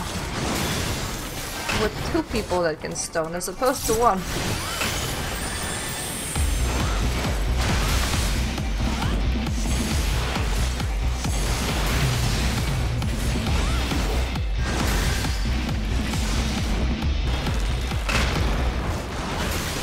Metal trap again. This is simple, just don't stand on the outskirts. One of the healers kinda got clipped.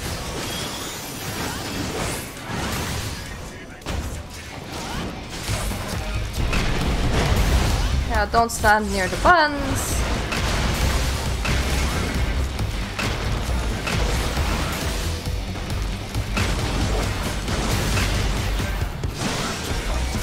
For the most part, securing all of the stuff that I have for the mid phase now, because we will need to, yeah, do the gobby rush gob as fast as we can. Oh wait, that's actually your normal attack, that's not the truck thing yet. No, that's a truck thing.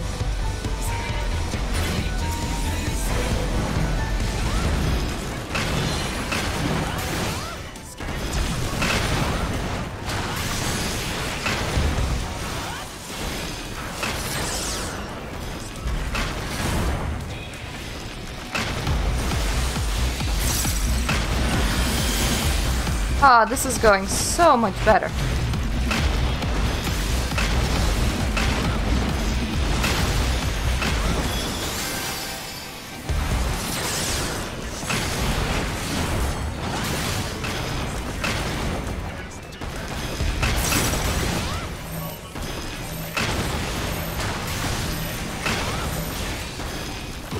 This is not not the only time this fight has ads, but this is one of the few times there is a DPS check. There aren't that many in this fight, which is comforting.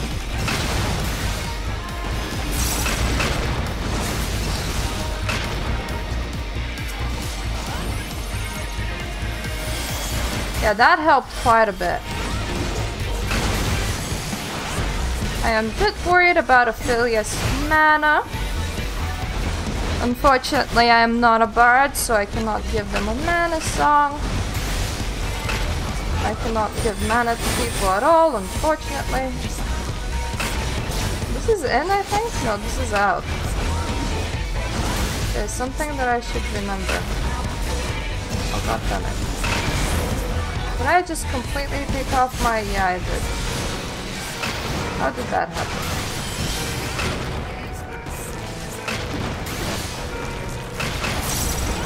This is it.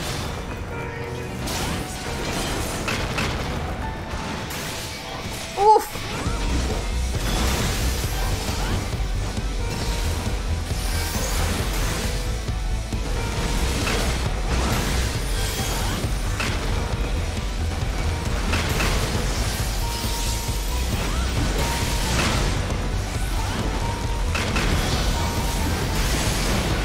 Ah yes, the saws.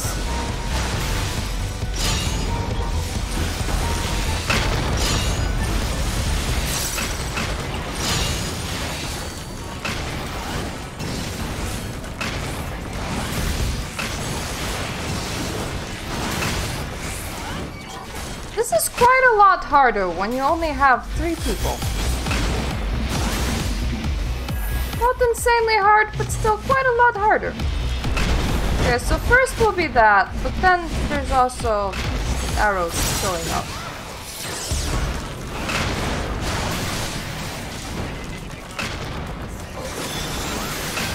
I'm just staying in DPS stance, just trying to do as much DPS as friggin' humanly possible.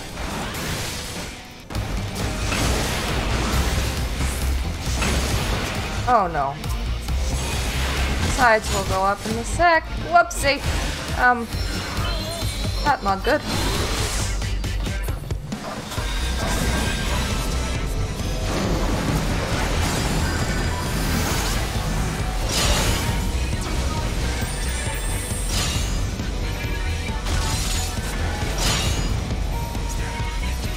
Move up.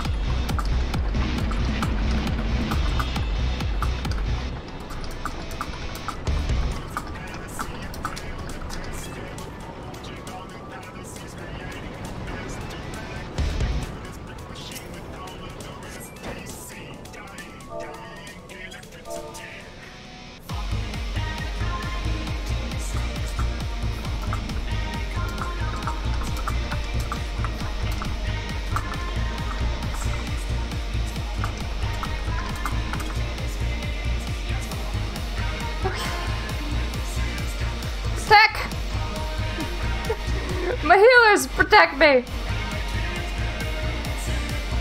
Suppose we're going with that.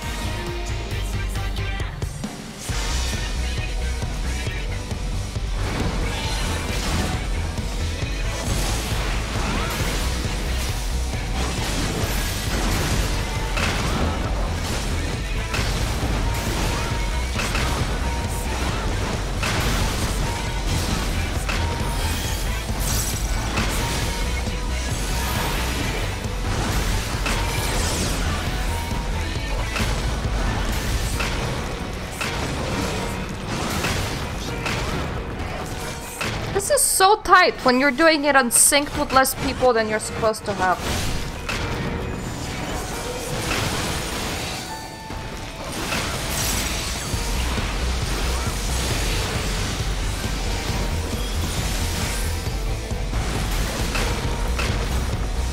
Sure, let me have that cookie. It adds me some vitality. Might be a good idea.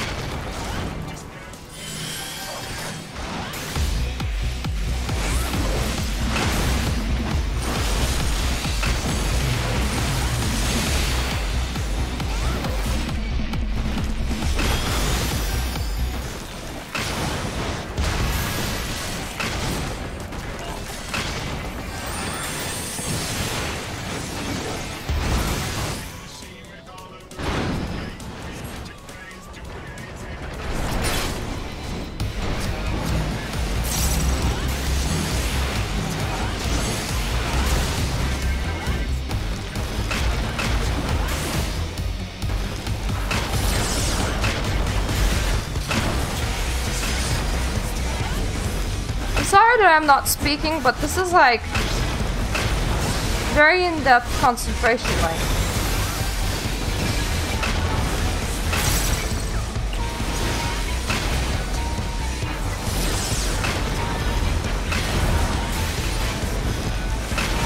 You wouldn't think so, but it kind of feels like every hit fucking counts.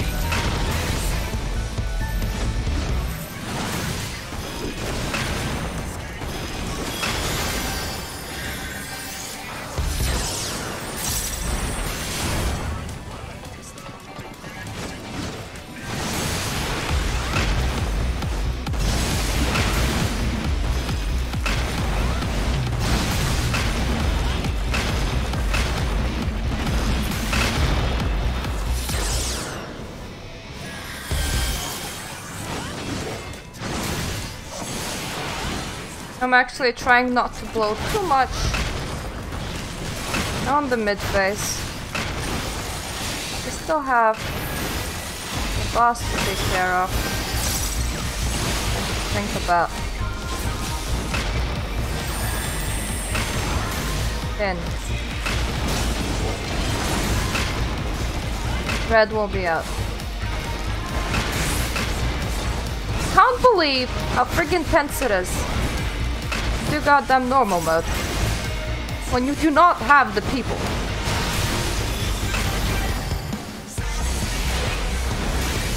Red.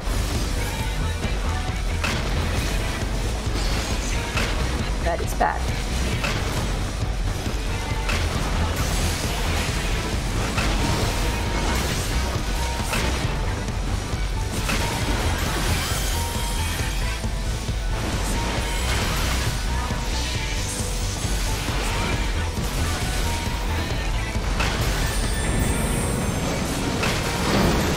Sauce.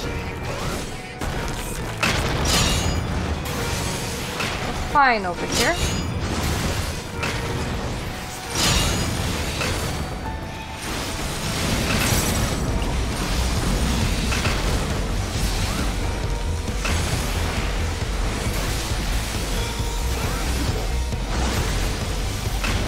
Crap. Middle. Stay away from the buttons. Stay away from the sides.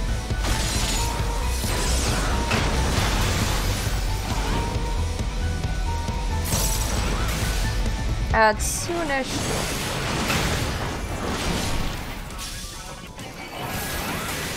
Adds now.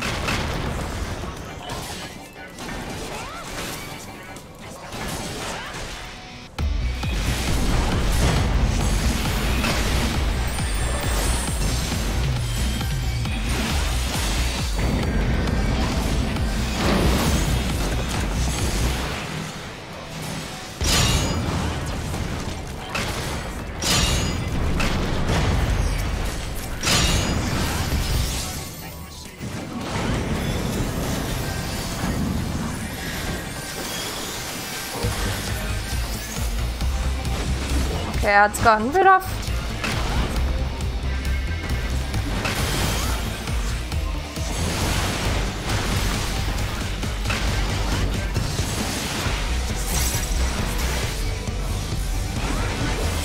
Out.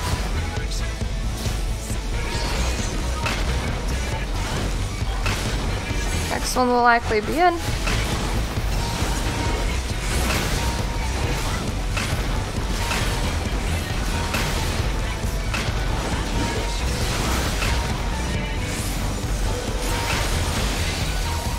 Yep, in. He does multiple of these in Savage mode.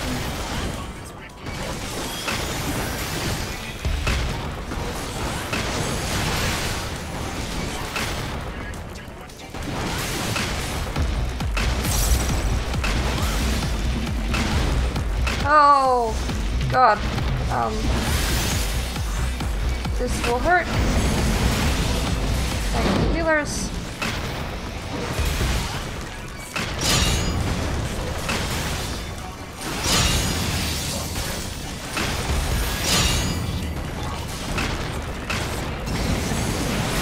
They're literally doing every little thing that's in their power to just keep me alive.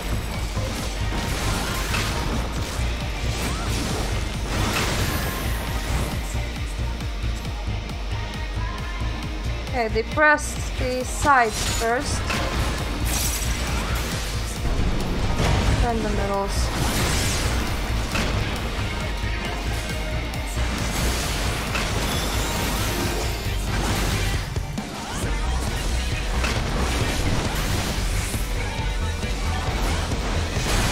This is quite the rush.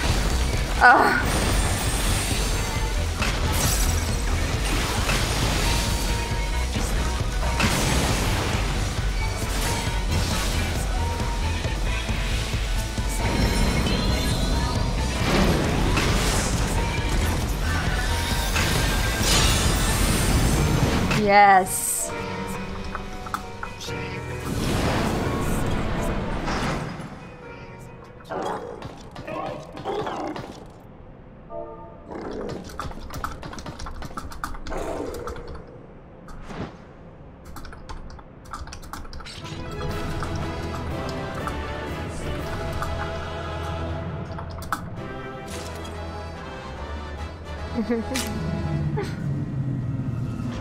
Ah.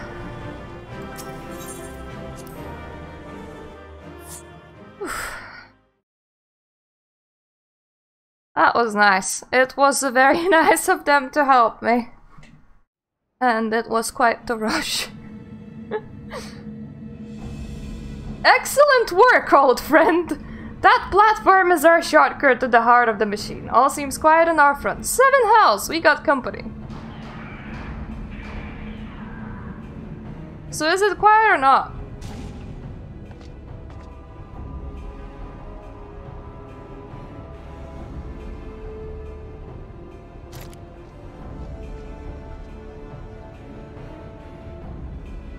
Ah, there you are, Magnanimous. We were met by a small welcoming party, but it was nothing we couldn't handle.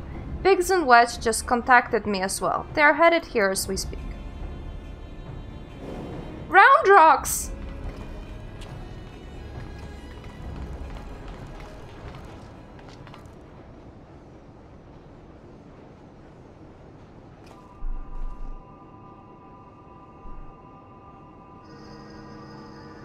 So this is the Enigma Codex.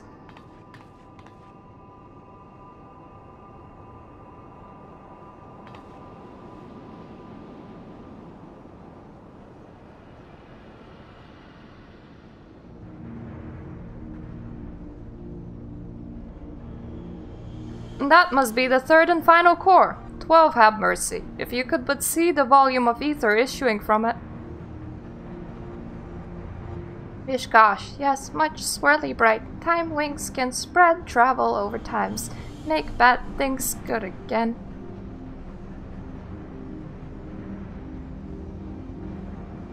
Could it be? Do we truly have the power to change the past?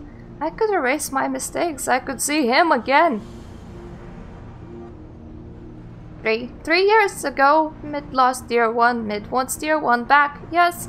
Round Rock helps Mid. Round Rocks, no! You must save your strength. Mid worries too much. Roundrock's a strong copy, but planters hold on to brain cases. Time wigs spread.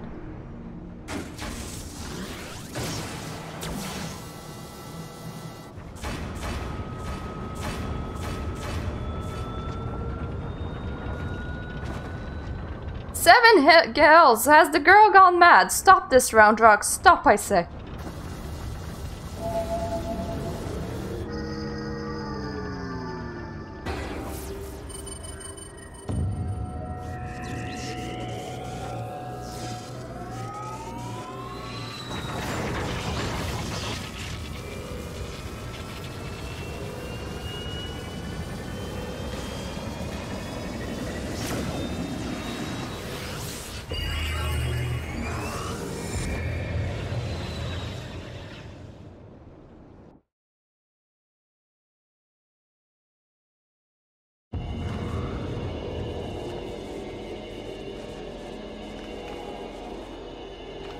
Oh, Biggs? Where are we? And why is everything spinning? Biggs, Wedge, can you hear me? Roundrox has engaged Alexander's time distortion mechanism. We're hurtling into the past.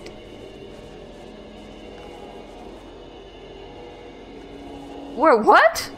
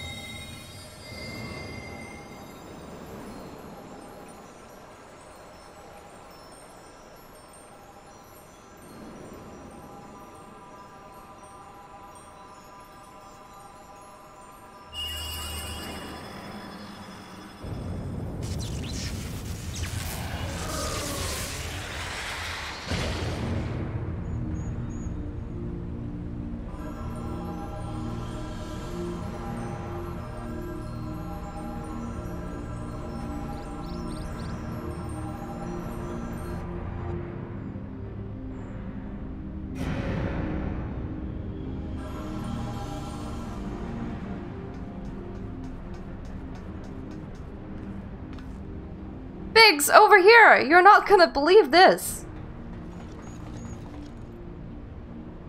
Eh, what? Mitch down there, but with those... Hold on, they're performing the summoning ritual. Bugger me! We are in the past!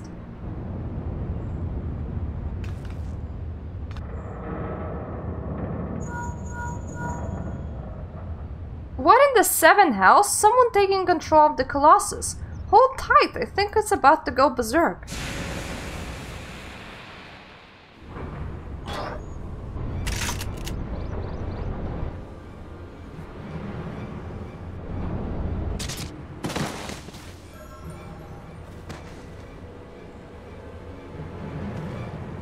Damn it all! This isn't right! We must abort the summoning! Quickly, Midge, to the seal!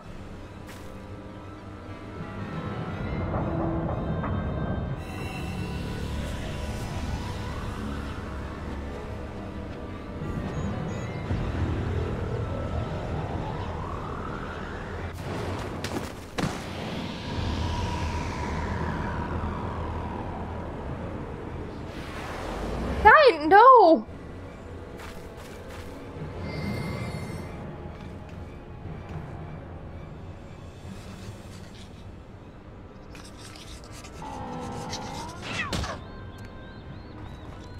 Shkosh? What is meddling kitten doing?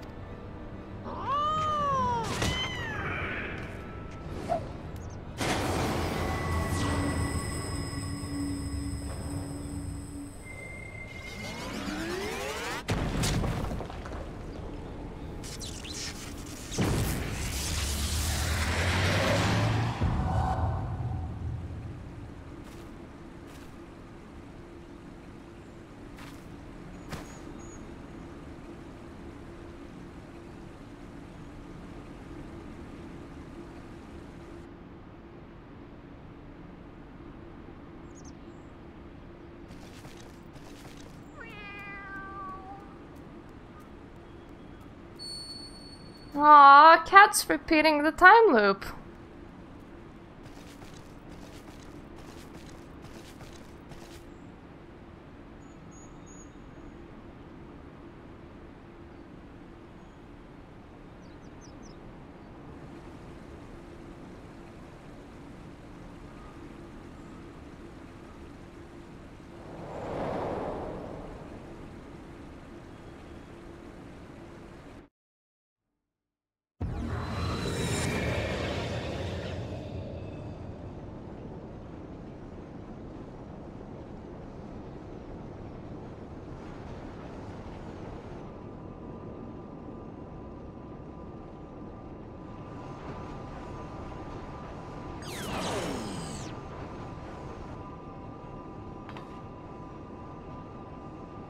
It would seem we are back in our own time.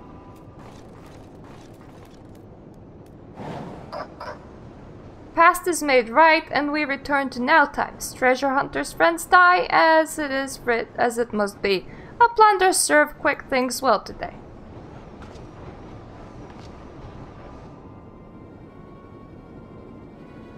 Uplanders are not grasping meaning. Quick things breaks into bitty pieces, fit for Uplanders' tiny brain cases.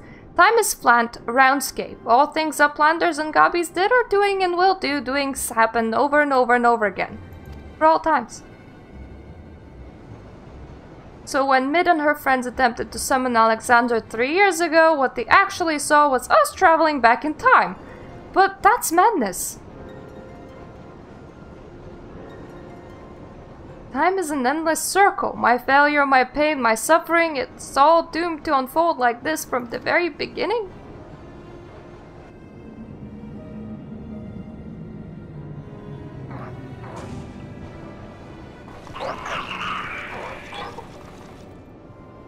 Let us away, quickly.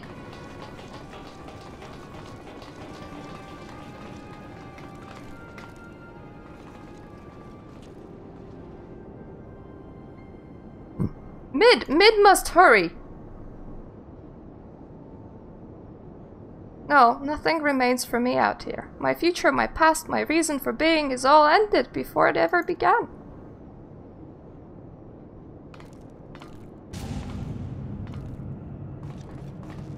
Mid!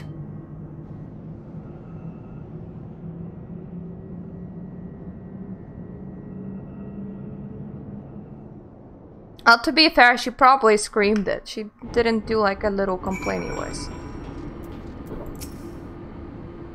Oh boy, we're running out of time. I mean, overtime. Chief, Y'shtola and Randrox, gods, I've never been so bloody happy to see you. I thought we'd never make it back in one. Wait, where's Mid? Mid stays behind in giant whirlycocks, all because of Roundrox. Roundrox must go back in giant whirlycocks. Save Mid. You leave that to us, child. Wedge, go get Jessie on the Link Pearl and tell her to bring the Excelsior around.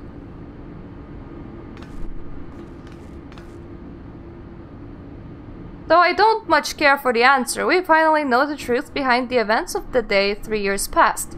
The Illuminati mastermind the massacre, and through some ungodly trick of time, it was us that brought them there to do the deed. And what about Mid? The only thing keeping her was hope that her abused soul lived on the machine. But seeing what happened to the poor bastard... Aye, we witnessed the truth with our own eyes, sucked into the core of the Colossus to sate the Primal's appetite. If aught remains of him, it is no more than a heat and light. God, my cat's just like pushing everything around here.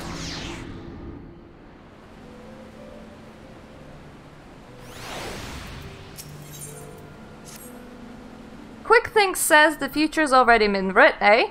Then we're fighting a losing battle. Well, we got a thing or two to say about that, don't we, Magnanimous? Roundrox is safe with us, which means the Illuminati won't be turning back time on us anymore. And that's not all. Thanks to your efforts, we got ourselves a straight path to the third and final core. Aye, the very heart of the Colossus. Put it out of action, and the whole thing will grind to a halt. Let's go, Magnanimous. We'll show the Illuminati that the future is yet to be decided and save Mid while we're at it.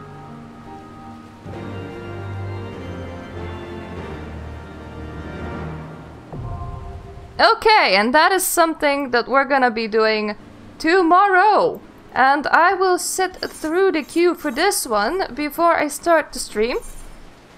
And then we'll only have one more queue to worry about outside of, well, the Anti-Tower. So, thank you for watching. Sorry that we couldn't see the whole of Alexander's, like, storyline. But we kinda got stuck in the queues. See you tomorrow.